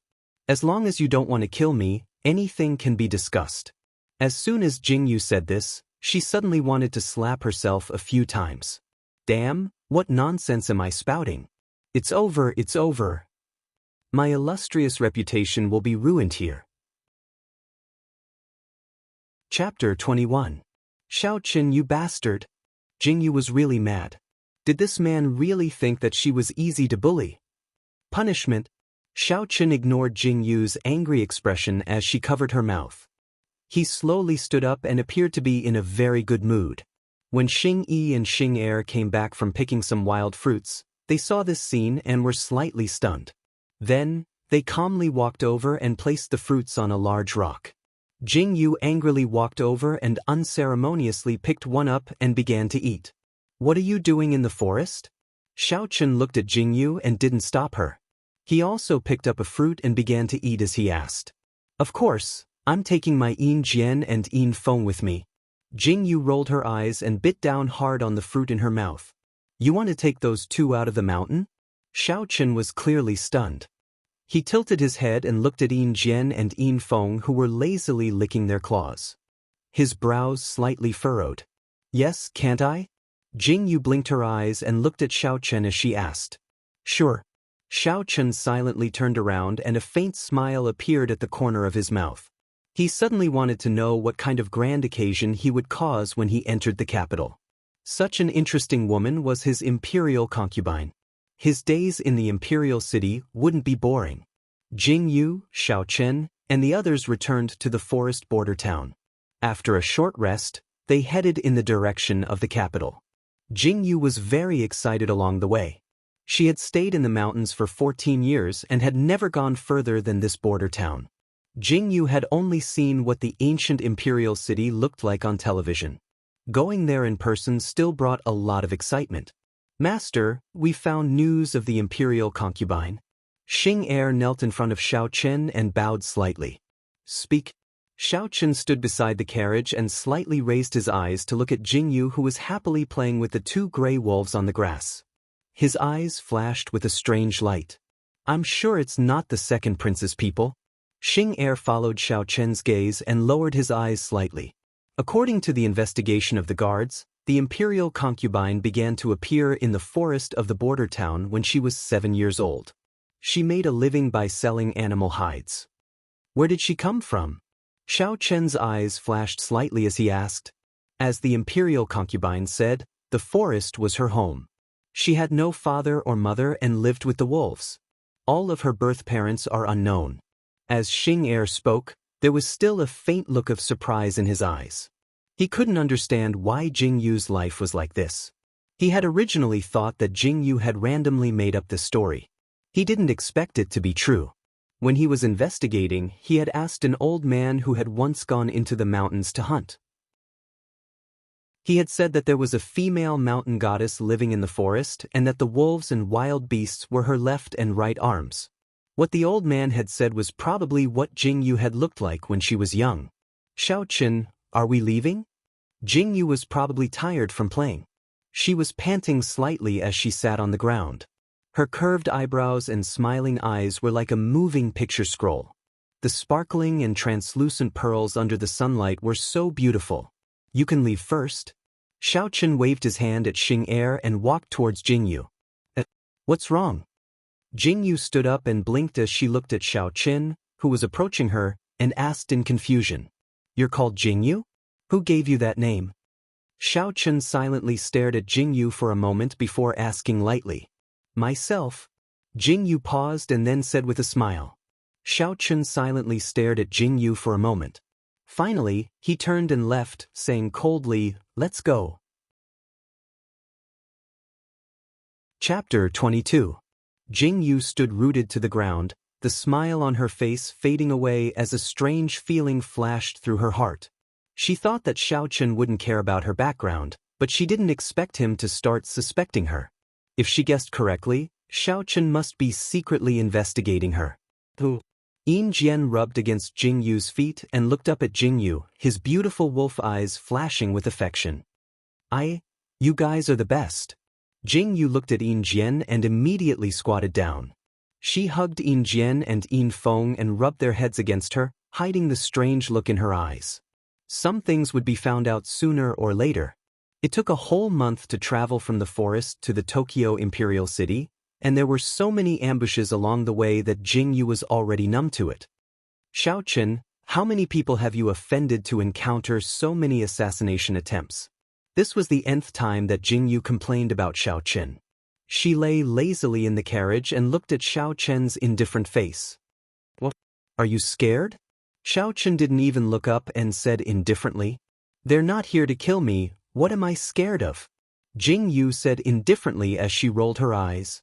"It seems that you still don't have the awareness of being the 9th imperial concubine." Xiao Chen raised his head this time, put down the book in his hand, and looked indifferently at Jing Yu. Jing Yu looked up and saw Xiao Chen's gaze, and her hair stood on end. Every time Xiao Chen showed this kind of expression, something bad was definitely going to happen. Jing Yu suddenly trembled and wanted to run away. "Master?" It was obvious that Jing Yu couldn't outrun Xiao Chen. She had just moved when Xiao Chen grabbed the wine cup and pulled it back to his side. The hand that was holding onto Jing Yu's waist slid up and down dishonestly, causing Jing Yu to tremble all over. Her neck stiffened and she didn't dare to move. "Master, His Majesty has ordered the second prince to receive Imperial Uncle's palanquin in front of the Imperial City." Just as Jing Yu was about to face death with equanimity, Xing Yi's voice rang out outside the carriage. Xiao Chen's expression suddenly changed and he slowly let go of Jing Yu. His aura suddenly became cold and deep. His black eyes seemed to be brewing a strange storm. Jing Yu's body silently shrank into the corner of the carriage. Sob, sob, sob. So scary. Jing Yu tried her best to minimize her presence. A strange look flashed across her slightly lowered eyes. It was the second prince again. It seemed that this person was Xiao Chen's enemy. But one was Imperial Uncle and the other was a prince. How could they be enemies? There wasn't a fight for the throne. Wait a minute. Could it be? Xiao Chen wanted to usurp the throne. "What are you thinking?"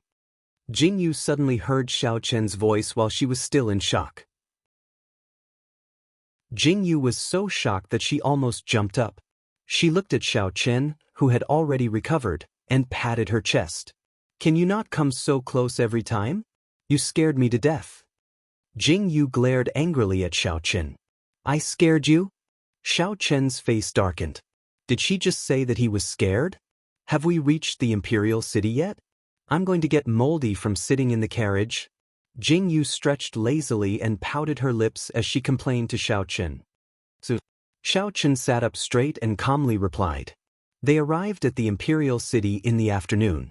Even though they hadn't entered the Imperial City, Jing Yu could already hear the clamor. She couldn't help but secretly lift a corner of the carriage curtain and look outside. She saw countless soldiers lined up in 2 rows, keeping the commoners outside. Chapter 23. What's going on? Jing Yu blinked her eyes in confusion. This was the first time she had seen such a grand spectacle. Jing Yu turned her head to ask Xiao Chen, but she realized that Xiao Chen was sitting up straight. That dignified look made Jing Yu's heart tremble slightly. She suddenly recalled the first time she had met Xiao Chen. Xiao Chen had given her the same feeling. Your subjects respectfully welcome the 9th Emperors back to the palace. The deafening cheers outside the sedan caused Jing Yu's heart to tremble slightly. She looked at the figure who had lifted the curtains and stepped out of the sedan. A strange feeling suddenly flashed across her heart. That tall figure stood proudly in the middle of the crowd with a domineering aura. Even though he didn't move or say anything, he inexplicably made people feel fearful. Jing Yu finally understood why everyone would gasp in admiration when they mentioned the 9th Emperors. They were filled with reverence, admiration, and love. Jing Yu was in a daze when she suddenly realized that Xiao Chen was looking at her from the sedan.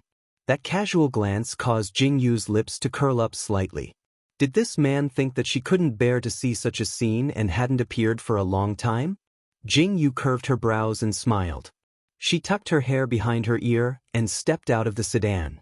Xiao Chen reached out his hand at the right time, as if he wanted to help Jing Yu down from the sedan. Jing Yu raised her head and smiled at Xiao Chen. She raised her hand and placed it in his large palm, then jumped down from the sedan.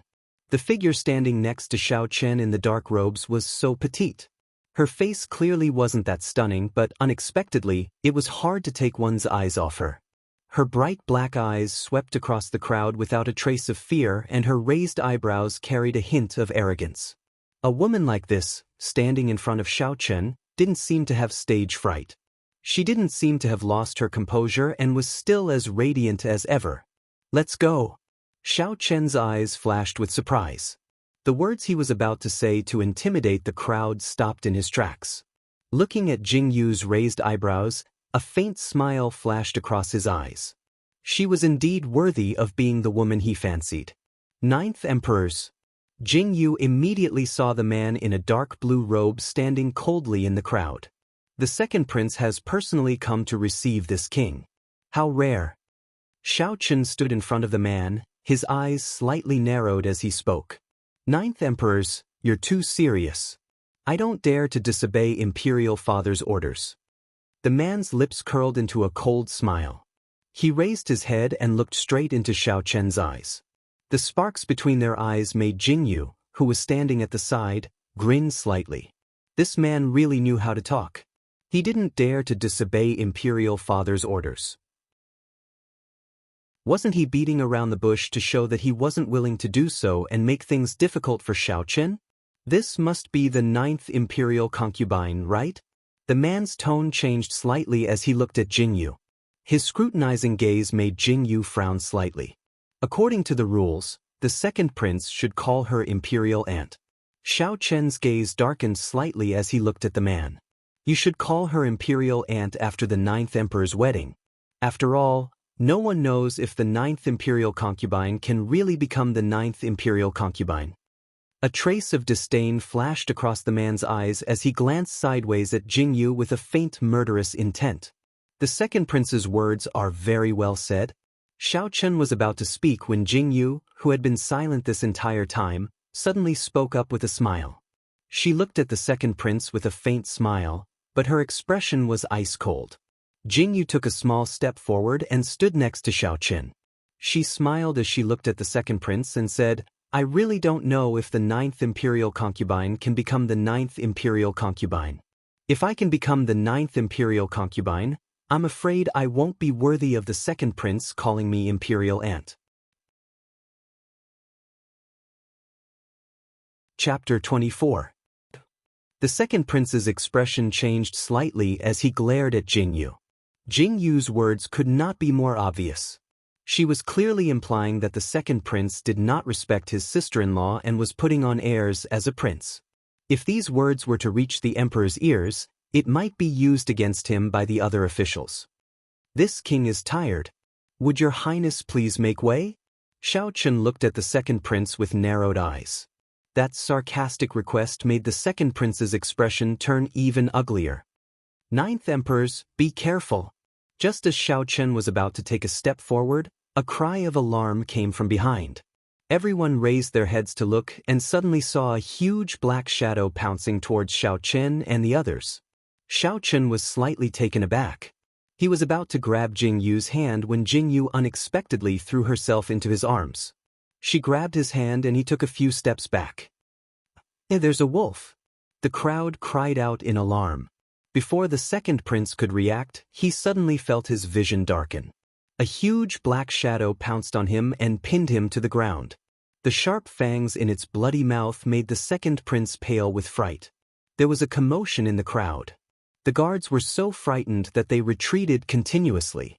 It was only when they saw the second prince being pinned to the ground by a huge gray wolf that they thought of saving him. However, just as the guards were about to move, another gray wolf leaped out. This time, everyone saw clearly that the gray wolf had leaped out from the 9th Emperor's carriage. Hurry up and beat that bastard down. A eunuch beside the second prince was so frightened that his entire body started to tremble. He pointed at the gray wolf that was baring its fangs and dripping saliva. His legs couldn't help but tremble. While everyone was still in shock and fear, they suddenly heard a delicate voice. Everyone looked up and saw Jing Yu, who was by the side of the 9th Emperors, pushing past the guards and approaching the gray wolf that no one dared to approach. Everyone's eyes widened in shock as they realized that something bad was going to happen. Aya, don't tell me this girl doesn't even recognize a wolf? Isn't she courting death by walking over like that? That's a wild beast. Looks like another 9th Imperial concubine is going to die. Suddenly, the people outside started to cry out in alarm. Their faces were filled with fear and pity. Some of the more timid women covered their eyes, not daring to see what was about to happen. Just as everyone was exclaiming, Jingyu walked to Grey Wolf's side. How troublesome. Jingyu looked at the second prince, who was pressed to the ground by Silver Arrow's claws and didn't dare to move. Instantly, a troubled expression appeared on her face. The second prince looked at the Grey Wolf in front of him in horror. Its saliva was dripping onto his face. His heart was filled with shock and anger, but he didn't dare to move an inch. At this moment he suddenly heard Jingyu's voice. When he turned to look, he saw that Jingyu wasn't afraid of the Grey Wolf at all as she stood by his side. Hurry up and beat this bastard down. The second prince seemed to have found a life-saving straw as he hurriedly shouted at Jingyu. Just as the second prince finished speaking, the Grey Wolf seemed to understand human language. Its eyes revealed a ferocious glint as it opened its mouth and was about to bite the second prince's head. The surrounding people cried out in panic, but no one dared to take a step forward. Chapter 25. Silver Arrow, you're messing around again. Hurry up and come down. Jingyu glared at Silver Arrow with a smile in her eyes. When the surrounding people heard Jingyu scolding the Grey Wolf, they were slightly stunned. Before they could react, they saw the Grey Wolf whimper as if it had been wronged. It actually moved its claws away just like that and slowly retreated. Heavens, why would that wolf listen to that woman? Everyone was dizzy. When they saw the Grey Wolf leaning over Jingyu, they all widened their eyes in shock.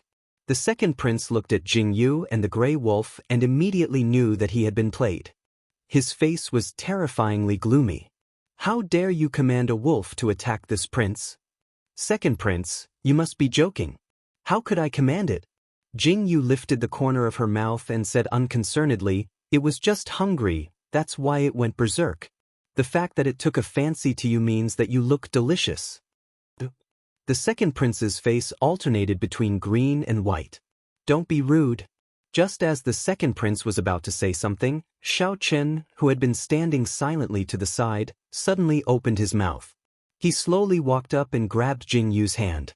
It's time to go into the palace and see the emperor. Jingyu rolled her eyes and wanted to break free from Xiao Chen's hand, but Xiao Chen tightened his grip. His warning gaze made Jingyu tremble and obediently let him hold her hand. Xing take good care of my Yin Jian and Yin Feng. If you abuse them and don't feed them, they will eat people. Someone as delicious as the second prince is the best choice. Jingyu giggled as she yelled at Xing. Her mocking words towards the second prince almost made the surrounding people laugh out loud. This 9th imperial concubine really didn't care about her life. If it wasn't for the protection of the 9th emperors, this woman would have been torn apart by the second prince on the spot. Second prince, are you all right? When the surrounding people saw the 9th emperors leading a group of people into the imperial city, leaving behind the battered and exhausted second prince, their faces instantly turned ashen. Scram. The second prince was so angry that he went crazy. His face was so twisted that he didn't look like a prince at all. The guards didn't say a word, and the people around them whispered and ran away, afraid that they would be caught in the crossfire. Jingyu was in a good mood as she got into the carriage and followed the carriage into the imperial city. The way she was humming and smiling made Xiao Chen's expression soften slightly. He narrowed his eyes at Jingyu and said, "It seems like you had a lot of fun just now? That's a godly weapon for acting tough." Jingyu laughed exaggeratedly. She didn't even try to hide her smugness. Xiao Chen stared strangely at Jingyu. She always spat out strange words. Although he didn't know what they meant, they seemed to mean that she was happy and proud. You wouldn't understand even if I told you. Jingyu curled her lips and waved her hand. She stared at Xiao Chen and asked, "Did I offend the second prince just now? Will he seek revenge on me?" Jingyu thought for a moment and suddenly thought of a very obvious question. She immediately felt her hair stand on end as she stared at Xiao Chen and asked. The second prince, Xiao Jingran, is famous for being petty and vengeful. Do you think that he won't hold a grudge against you? Xiao Chen slowly closed his eyes and looked drowsy as the carriage rocked. However, The words that came out of his mouth made Jingyu widen her eyes. Chapter 26. Why didn't you say so earlier? Jingyu wanted to cry but had no tears. That was the emperor's son. If she had known that he was such a vengeful person, she wouldn't have provoked him no matter what. You didn't ask me earlier. Xiao Qun narrowed his eyes with a calm expression. Ahem. Jingyu coughed and looked at Xiao Qun very seriously. She asked, I'm your 9th imperial concubine after all. Can you help me avoid disaster? As the saying goes, 100 years of cultivation is enough to cross the sea together. 1,000 years of cultivation is enough to sleep on the same pillow. It's fate that we met. You're thinking too much. Xiao Qun opened his eyes and looked at Jingyu. He said, you saw what happened in the forest. This king can't even protect himself. You're on your own now. You can't trick me like this.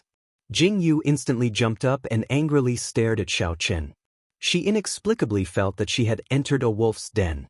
No, she was originally in a wolf's den. But if she had a choice, she would rather live in the forest for the rest of her life. Why was there so much trouble? It's too late for regrets. Xiao Qun raised his eyebrows and stood up. He said, we've arrived. Where are we? Jingyu was stunned as she watched Xiao Qun get off the carriage. Our home. Xiao Qun stood outside the carriage and reached out his hand to Jingyu. His gentle and harmless appearance made Jingyu's heart tremble. Jingyu avoided Xiao Qun's hand and jumped off the carriage. She was immediately stunned by the house in front of her. This is the Imperial Palace. How imposing. You can't read? Xiao Qun, who was about to walk away, heard Jingyu's words. He immediately lost his footing and looked at Jingyu with a dark expression. I recognize it. Jingyu nodded. Look at what's written on it. Xiao Qun said with a dark expression as he pointed at the large plaque above the door. Palace. Palace. Jingyu suddenly cried out. She looked in disbelief at the vermilion door, the gilded plaque, and the mighty armored guards at the door. She suddenly felt dizzy. Xiao Qun, tell me honestly, did you rob the national treasury to get so much money to build this house? Jingyu's face suddenly turned serious as she whispered to Xiao Qun. Xiao Qun was stunned. Then he looked at Jingyu as if he was looking at an idiot. He silently waved his hand and said to Interrogation Officer 1, throw this woman into the pond and clear her head. I'm not joking with you. Jingyu suddenly jumped up and stared at Xing Yi and Xing Er. Seeing that the two of them didn't move, she let out a sigh of relief. She looked at the door and thought about how she would be the mistress of this house in the future. She was instantly overjoyed. It's good to be rich. 9th Imperial Concubine, Master has ordered you to stay in the Lotus Garden. Xing Er brought Jingyu to an exquisite courtyard. The lotus pond was filled with blooming lotus flowers. Jingyu widened her eyes and her eyes were filled with desire. There were so many lotus flowers. She would be able to eat them. This is the servant girl who will serve you. Xing Yi stood in the courtyard and pointed at the servant girl kneeling on the ground. He said, there aren't many miscellaneous people in the palace. Master has only chosen one servant girl for the 9th Imperial Concubine. If the 9th Imperial Concubine feels that it's not enough, she can go outside the palace to choose. It's enough, it's enough. Jingyu nodded repeatedly. Imperial Concubine, your 2 wolves have already been placed in the side courtyard for you. Second Interrogation Officer had already said everything that needed to be said. The way he reported was like a cold machine without any warmth. Chapter 27. Jingyu shivered. Another one of them was infatuated with Jun Emoxia. What a sin. Imperial Concubine, if you continue to dawdle, you will suffer a lot when we go to the palace. Xiao Qun narrowed his eyes and looked at Jun Emoshi's clothes. His face turned black. Was that woman a pig? She couldn't even wear clothes. Go to the palace? Jingyu looked at Xiao Qun with her eyes wide open. Go and help the Imperial Concubine get dressed. Xiao Qun said to Yin Xiao. He then added, be quick. Yin Xiao's heart started pounding. She hastily took Jingyu to get dressed. Jing Yu looked at Yin Xiao and didn't know what she was doing to her face. She closed her eyes and let Yin Xiao do whatever she wanted. Her hair was hurting. It's too heavy. Jing Yu felt as if her neck was about to break. She looked at the blurry figure in the bronze mirror and sighed silently. What a pain. Imperial concubine, it's done. Because the imperial concubine hasn't married into the palace yet, I haven't helped the imperial concubine dress. Therefore, you don't wear much hair accessories. Yin Xiao said to Jing Yu while kneeling. Little? Jing Yu's face turned green. She suddenly felt like being an imperial concubine wasn't a good thing. Her head was full of gold. Xiao Chen had long since lost his patience. Just as he was about to get up and enter, he saw Jing Yu lift the curtain and step out. He stared blankly at the woman in a peach-colored palace dress. She had exquisite makeup on her face, and her dignified appearance caused a strange look to flash across Xiao Chen's eyes. If he ignored Jing Yu's resentful expression, it was still acceptable. Let's go. Xiao Chen strode forward. Jing Yu was about to follow him, but she didn't expect to take too big a step. The hem of her dress was too small. She stumbled and almost fell. The hair ornament on her head swayed.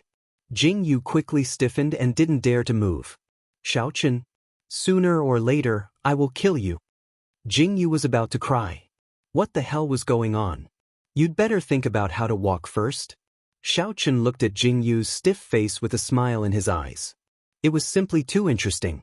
On the way to the palace, Jing Yu's complaints made Xiao Chen sick. Finally, they arrived at the palace. Xiao impatiently got off the carriage and stared at Jing Yu. Jing Yu. Jing Yu. She carefully got out of the carriage and looked at Xiao Chen. What are you looking at? Are you waiting for me to embarrass you? Jing Yu rolled her eyes. She straightened her body and walked forward. The difference between ancient women and modern women was too big. She could imitate modern rich young ladies, but she really couldn't follow the palace rules and etiquette. She really couldn't walk like them. I'm looking forward to it. Xiao Chen nodded silently. What he wanted was to make a fool of himself. After getting off the carriage, she took the sedan carried by the people in the palace and finally arrived at the palace where the audience was.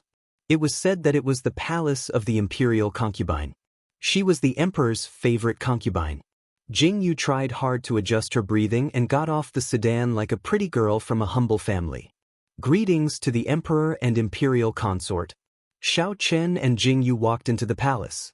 Jing Yu didn't know how to salute. Seeing Xiao Chen salute, she paused and followed suit. Bursts of laughter sounded. Jing Yu awkwardly lowered her hands. Wasn't this the proper way to salute? Is this the 9th emperor's new consort? A clear and beautiful voice asked. Jing Yu looked up and saw a beautiful woman sitting on the throne. She was wearing a gorgeous brocade robe. Her eyes widened. What a beautiful woman.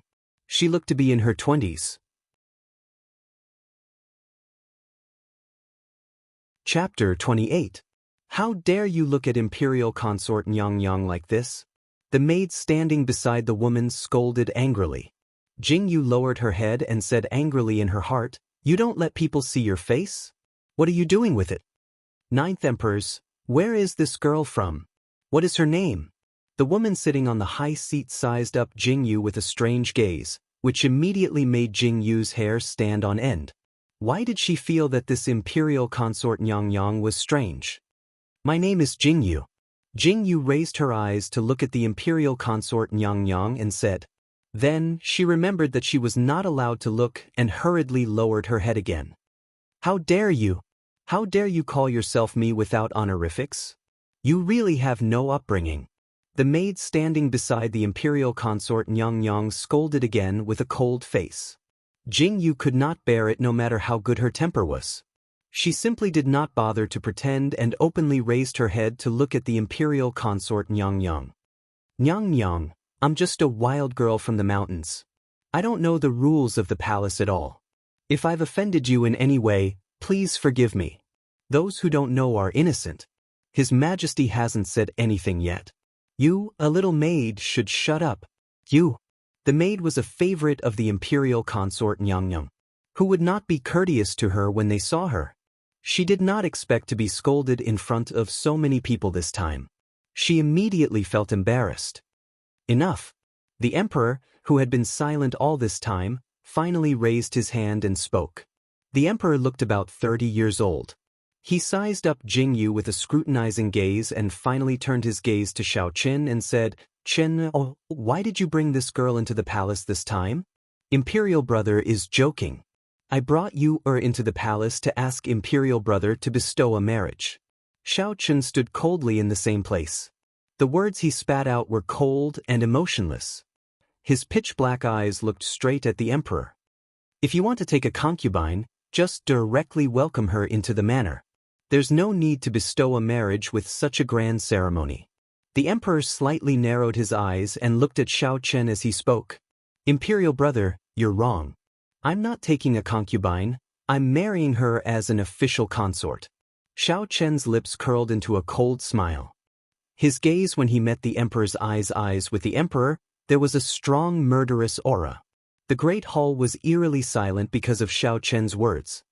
This woman has no status, no background, and doesn't know the slightest bit of etiquette. How is she worthy of you? The emperor did not speak, but the imperial consort beside him had a cold expression. She pointed at Jingyu and said angrily to Xiao Qin. The attack in her words made Jingyu's eyes turn cold.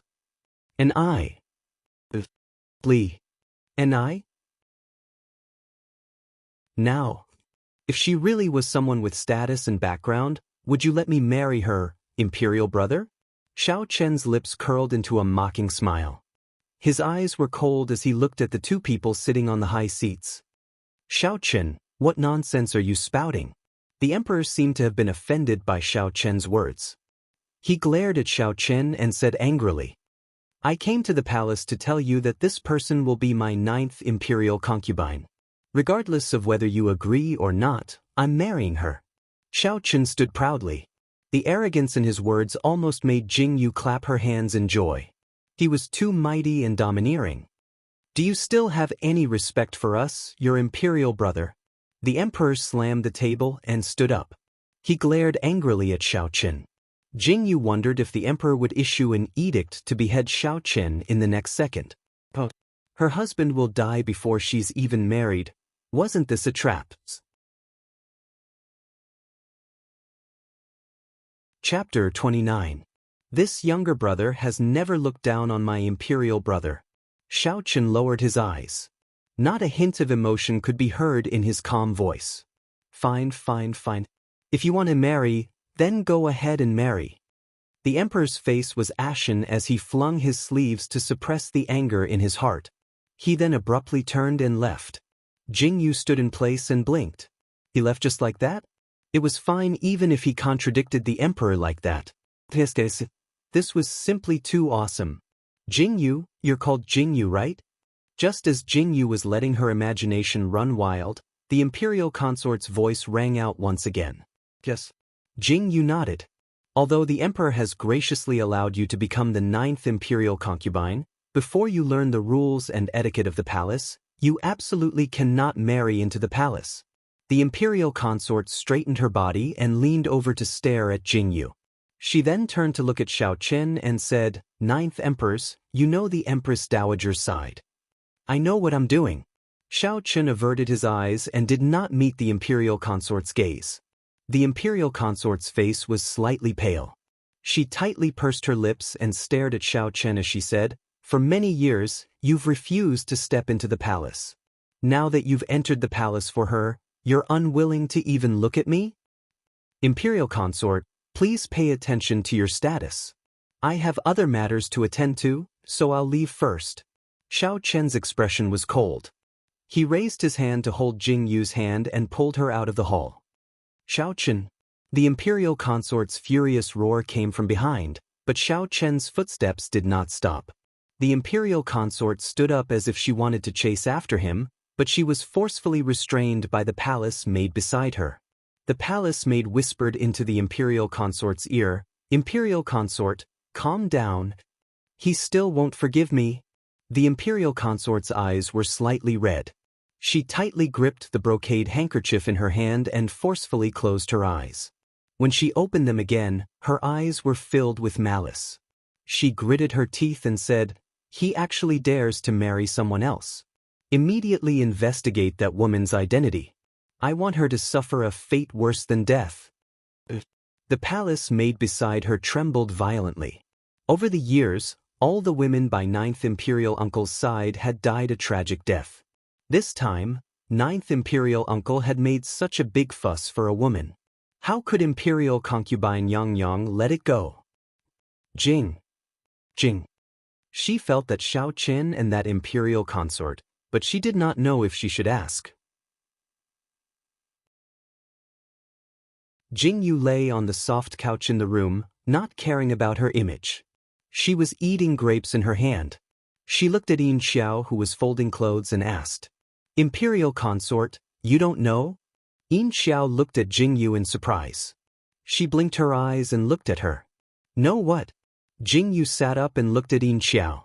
It seemed like there was some gossip to be heard. "No." Yin Xiao quickly lowered her head and did not dare to speak. Jing Yu frowned and looked at Yin Xiao. She spoke halfway and frowned in dissatisfaction. "Imperial consort, everyone in the imperial city knows about this. When Imperial consort was not Imperial consort, she was betrothed to the 9th emperors. They were the most talked about couple in Tokyo. However, for some reason, Imperial consort suddenly entered the palace." Yin Xiao said with a conflicted expression. Jing Yu widened her eyes. This Imperial consort was actually Xiao Qian's betrothed wife. Chapter 30. Jing Yu's eyes widened when she heard that. This Gui Fei was actually Xiao Qian's betrothed before she was born? Oh my god. So explosive. The main point was that this woman actually married Xiao Qian's older brother in the end. Moreover, he was an old man in his 30s. Which family's eldest miss was this Gui Fei originally from? Jing Yu's eyes lit up as she looked at Yin Xiao and asked excitedly. Yin Xiao was slightly stunned. Seeing that Jing Yu didn't look displeased at all, she instantly frowned in confusion. Wasn't Imperial concubine angry? Gui Fei's original name was Fu Ruoqing. She is the daughter of Grand Tutor Fu Yan. Imperial concubine, don't be angry. This is all in the past. The person that the 9th emperor wants to marry now is you. Yin Xiao raised her eyes slightly and spoke in a comforting tone. Which eye of yours saw that I was angry? Jing Yu rolled her eyes indifferently. Wasn't he just a former childhood sweetheart? What was so great about that? Imperial concubine, are you really not angry? If you are angry, just say it. Don't keep it in your heart. It will harm your body. Yin Xiao increasingly felt that Jing Yu was actually too angry, but she wasn't willing to show it. I'm not angry. Jing Yu looked at Yin Xiao speechlessly. Looking at Yin Xiao's, "See, you're angry" look, she wailed weakly and chased Yin Xiao away. She tossed and turned on the bed for a while before standing up and deciding to go check on Yin Jian and the others. In the side courtyard, Yin Jian and Yin Feng were lazily lying on the grass. They looked very comfortable as they stretched their paws. Suddenly, they heard footsteps and instantly raised their ears vigilantly. When they saw that the person walking over was Jing Yu, they immediately ran towards Jing Yu happily. So itchy? Jing Yu was pushed to the ground by Yin Jian. Instantly, Jing Yu pushed him away in disdain. Yin Feng mischievously rubbed against Jing Yu's palm, causing Jing Yu to laugh. Are you too used to this place? Jing Yu asked as she patted their heads. The moment Jing Yu asked this question, the two of them immediately lowered their heads dejectedly, looking very unhappy. The forest was so big that they could jump and run as much as they wanted. Now that they were trapped in this small house, other than eating and sleeping, how could they get used to it? Jing Yu rolled her eyes and excitedly looked at the two wolves, Yin Jian and Yin Feng, and said, "How about I take you to the streets to scare people?" Woo. The two wolves immediately wagged their tails excitedly. As long as they could get out, they didn't care about where they were going. Jing Yu immediately rode on the back of Silver Arrow and leisurely walked out of the courtyard. Everyone who saw the person and the two wolves were immediately frightened and shrank to the side. When they saw that the person sitting on the gray wolf was Jing Yu, They immediately widened their eyes. So the rumors outside were true. Their imperial concubine could really tame evil wolves. Look at how obedient the wolf was under Jingyu. It was practically like a kitten. Hey, do you know where Xiaoqin is? Jingyu was completely helpless. How big was this prince's residence? Ask me? The manservant who was hugging the pillar and standing in the corridor looked in horror at the panting gray wolf with bared teeth under Jingyu. He was so frightened that his entire body started trembling. Nonsense, if not you, who would I ask? Jingyu looked speechlessly at the manservant and said, "The 9th Emperor's is in the study." Study? The manservant trembled violently and pointed at a courtyard not far away. Jingyu looked over and sighed helplessly as she cursed, "What kind of lousy place is this, making it so big? It looks the same everywhere."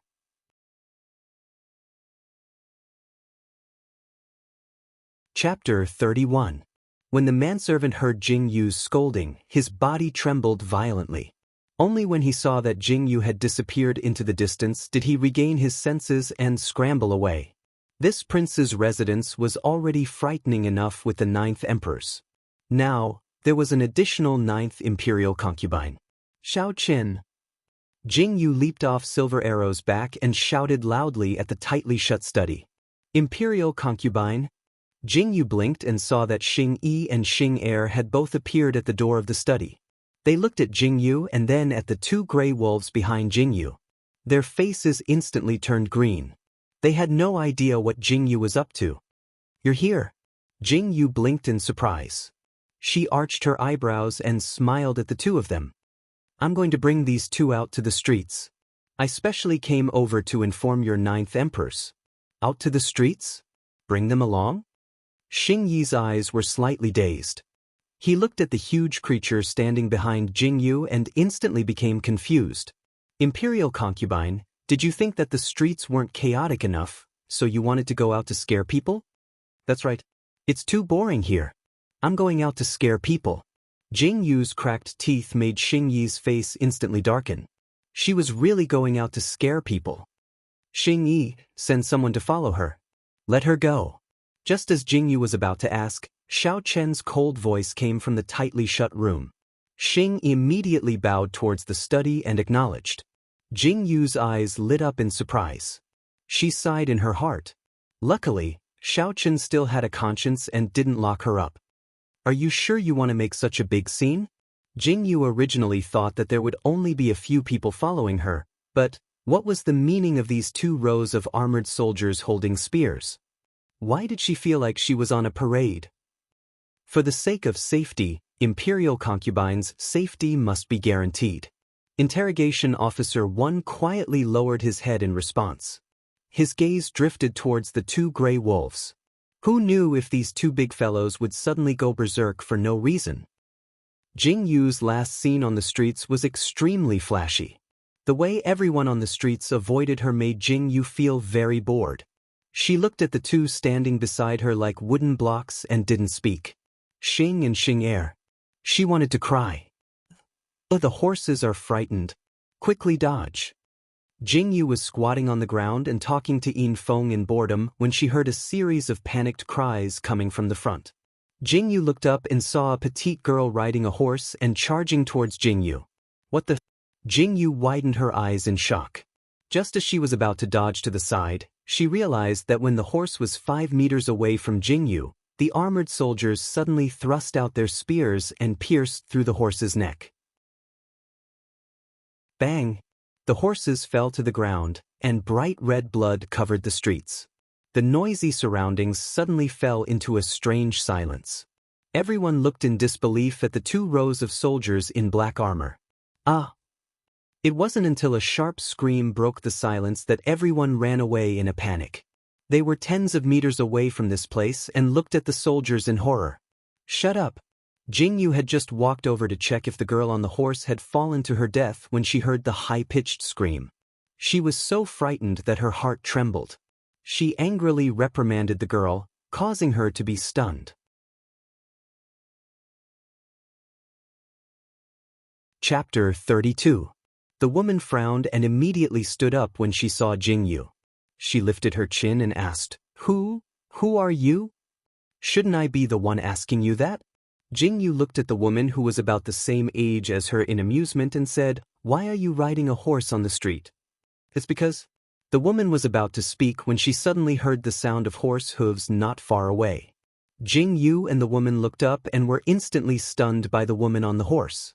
What an elegant and refined lady. Little sister Lon, are you all right?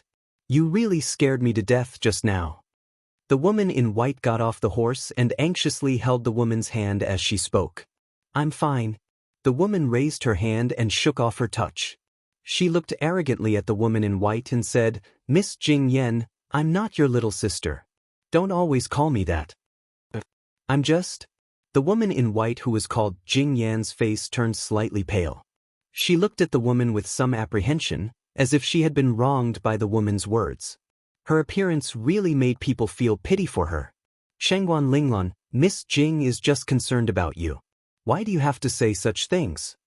A young lady behind couldn't stand it anymore and stood up to glare at the arrogant Shangguan Linglon. Did I say anything wrong? Why do you have to pretend like this? It makes people feel disgusted. Besides, who was the one who threw the whip on my horse when I was riding? Shangguan Linglon looked at Jing Yen coldly and arrogantly. The look in his eyes was very obvious. Miss Shangguan, I really threw it accidentally. It's my first time riding a horse. I'm not like you, who was born in a family of generals and knew how to ride a horse since you were young. Jing Yen lowered her head and didn't dare to look at Shangguan Linglon. What an accidentally. Next time, I'll try throwing it accidentally. Shangguan Linglon looked at the horse on the ground and arrogantly said to the crowd, This has nothing to do with you. Go away. I, Shangguan Linglon, don't want to cause trouble. When Shangguan Linglon finished speaking, the expressions of the people behind Jing Yen changed, and they took a step back. Jing Yu watched from behind with great interest and sighed in her heart. It seemed that Shangguan Linglon also had a backer. Look at how he reprimanded her. You saved me, but you killed my horse. We're even. Shangguan Linglon suddenly turned around and said to Jing Yu. Jing Yu paused for a moment before nodding her head. There seemed to be nothing wrong with that. Wait, I didn't kill the horse. They were the ones who killed it. Jing Yu turned around and looked at the black-clothed men behind her with hidden bitterness. Just as she was about to turn back, she saw that Silver Arrow and Silver Wind were licking something with great interest. When she saw the big word, wine on the jar, Jing Yu was so scared that she almost jumped up. You two drunkards! Do you want to die? Jing Yu's angry shout attracted the attention of Shangguan Linglon and the others. Only then did they realize that Jing Yu was there. When they saw Jing Yu running away quickly, they saw the two huge gray wolves. Silver Arrow, Silver Wind. Jing Yu lifted her foot and kicked the two gray wolves by their ears. She was so angry that the ladies were stunned. Wolf, there are wolves. Suddenly, screams sounded one after another. Everyone's attention was on Jing Yu.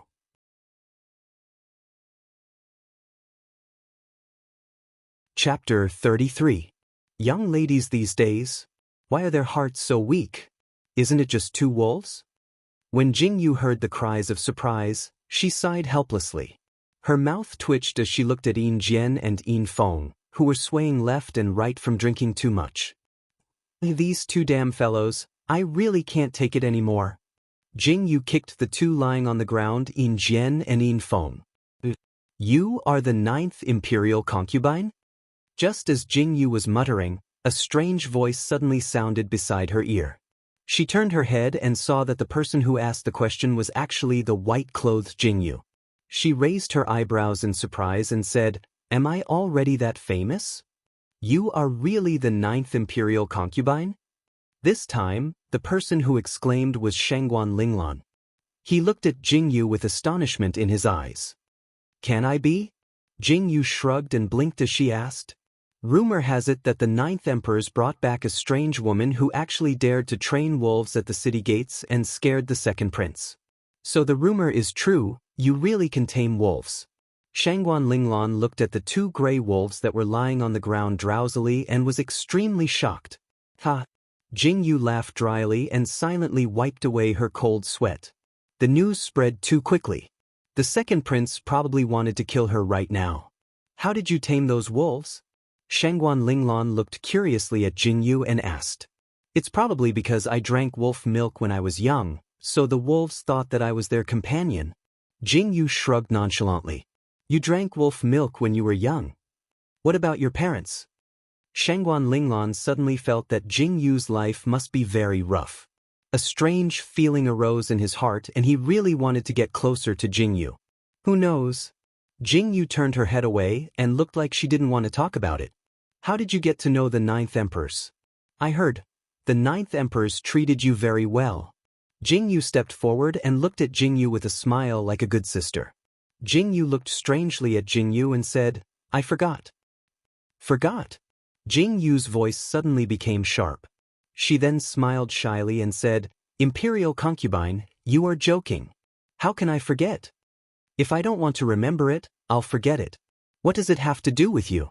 Jingyu rolled her eyes and turned to leave without even looking at Jing Yan. Wait. A trace of anger flashed across Jing Yan's face. Seeing that Jingyu was about to leave, she hurriedly stopped her. Is there anything else? Eldest young miss. Jingyu turned around impatiently and looked at Jing Yan in confusion. Was there something wrong with this woman's brain? Couldn't she see that she was very impatient? Why was she talking to her when she wasn't related to her? I just want to ask, what are you wearing around your neck? Jing Yan's eyes flashed as she looked at Jingyu and asked. I don't know. I picked it up. Jingyu said indifferently. She turned around and said to Xing Yi, what are you looking at? Carry these two fellows back to the prince's residence. Why are there so many problems on a trip out? Interrogation Officer 1 bowed and responded.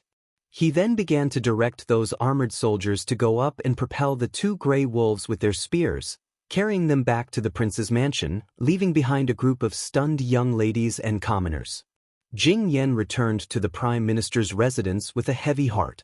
A servant girl walked over and saw Jing Yan's appearance. She asked worriedly, Young miss, what happened?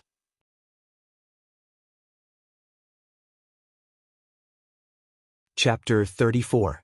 I'm fine. Jing Yan waved her hand and sat on the chair. Her eyes kept looking at her master's necklace on Jingyu's neck. She subconsciously raised her hand to touch the pearl on her neck. Because it was hidden behind her collar, it didn't show itself.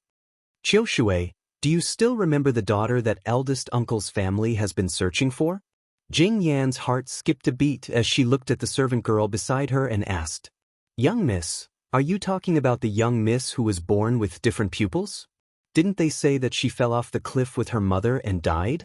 The servant girl called Qiushui was slightly shocked as she looked at her young Mississippi. Did they really fall to their deaths? Jing Yan blinked and asked Qiushui. Young miss, that was more than 10 years ago. She must have fallen to her death. Otherwise, why would there be no news of eldest uncle after searching for more than 10 years? Qiushui said. Jing Yan slowly heaved a sigh of relief and nodded for Qiushui to leave. Jingyu led a group of people back to the prince's residence while carrying the two big fellows, Silver Arrow and Silver Wind. However, they unexpectedly bumped into someone outside the prince's residence. That person in a crescent moon robe was about to come out of the prince's residence when he bumped into Jingyu, who was walking in. Be careful. Bring them back to my courtyard. Second interrogation officer, go get some hangover soup and force it down their throats, Jingyu said with a frown. Yes. Xing Er's expression stiffened slightly. He looked at the soldiers who were sweating profusely and silently turned to prepare the hangover soup. What a big gray wolf! A man's exclamation sounded. Jingyu looked up and saw the man who was squeezed to the side. At this moment, he was looking curiously at the gray wolf being carried in. Then, he turned his head and met Jingyu's eyes. Young Master Fong. Xing Yi saw that man and bowed slightly. I was wondering why I didn't see you by 9th Master's side. So you went out to play with the 9th Imperial concubine. The man walked briskly in front of Jingyu and looked at Jingyu with a smile on his face. His eyes were filled with curiosity. What are you looking at? Is there a flower on my face? Jingyu frowned as she looked at the man. She felt that he was like a fox, someone who hid a knife behind his smile. The man was stunned. He probably didn't expect that he would be reprimanded. His face stiffened, and then he smiled even more happily. He bowed to Jingyu and said, "I am Fang Zicheng, the 9th imperial concubine. It's nice to meet you." His gentle and modest appearance made people feel very comfortable, but Jingyu inexplicably trembled. She looked at Fang Zicheng vigilantly, blinking her eyes as if she was facing a formidable enemy. "If you want to leave, then leave. I'm not interested in you." Jingyu waved her hand and turned to leave. "Hey, you haven't told me her name yet?" Fang Zicheng was stunned for a moment and shouted at Jingyu's back. "Ask your 9th master." Jingyu's voice sounded from afar. The smile on Fang Zicheng's face deepened. He clapped his hands and said, "Interesting, interesting. It seems that the rumors in the palace are true. This 9th imperial concubine doesn't know etiquette and is arrogant. It's really interesting. Young master, don't tell me you're interested in this 9th imperial concubine?" A green-clothed manservant standing beside him looked at his young master's expression and was instantly alarmed. He stared at Fang Zicheng and asked, "I'm just curious. How did 9th master take a fancy to this lady? Look, she can even tame wild beasts. It's really scary. I don't have the life to provoke such a lady." Fang Zicheng shook his head. "You're tuning in to the Passion Pages YouTube channel. We're so grateful for your support, and don't forget to subscribe to join us on this incredible journey through captivating stories. Your generosity through donations truly makes a world of difference, as it's the primary source of revenue that allows me to expand and enhance this channel for you. Thank you from the bottom of my heart for being a part of this adventure."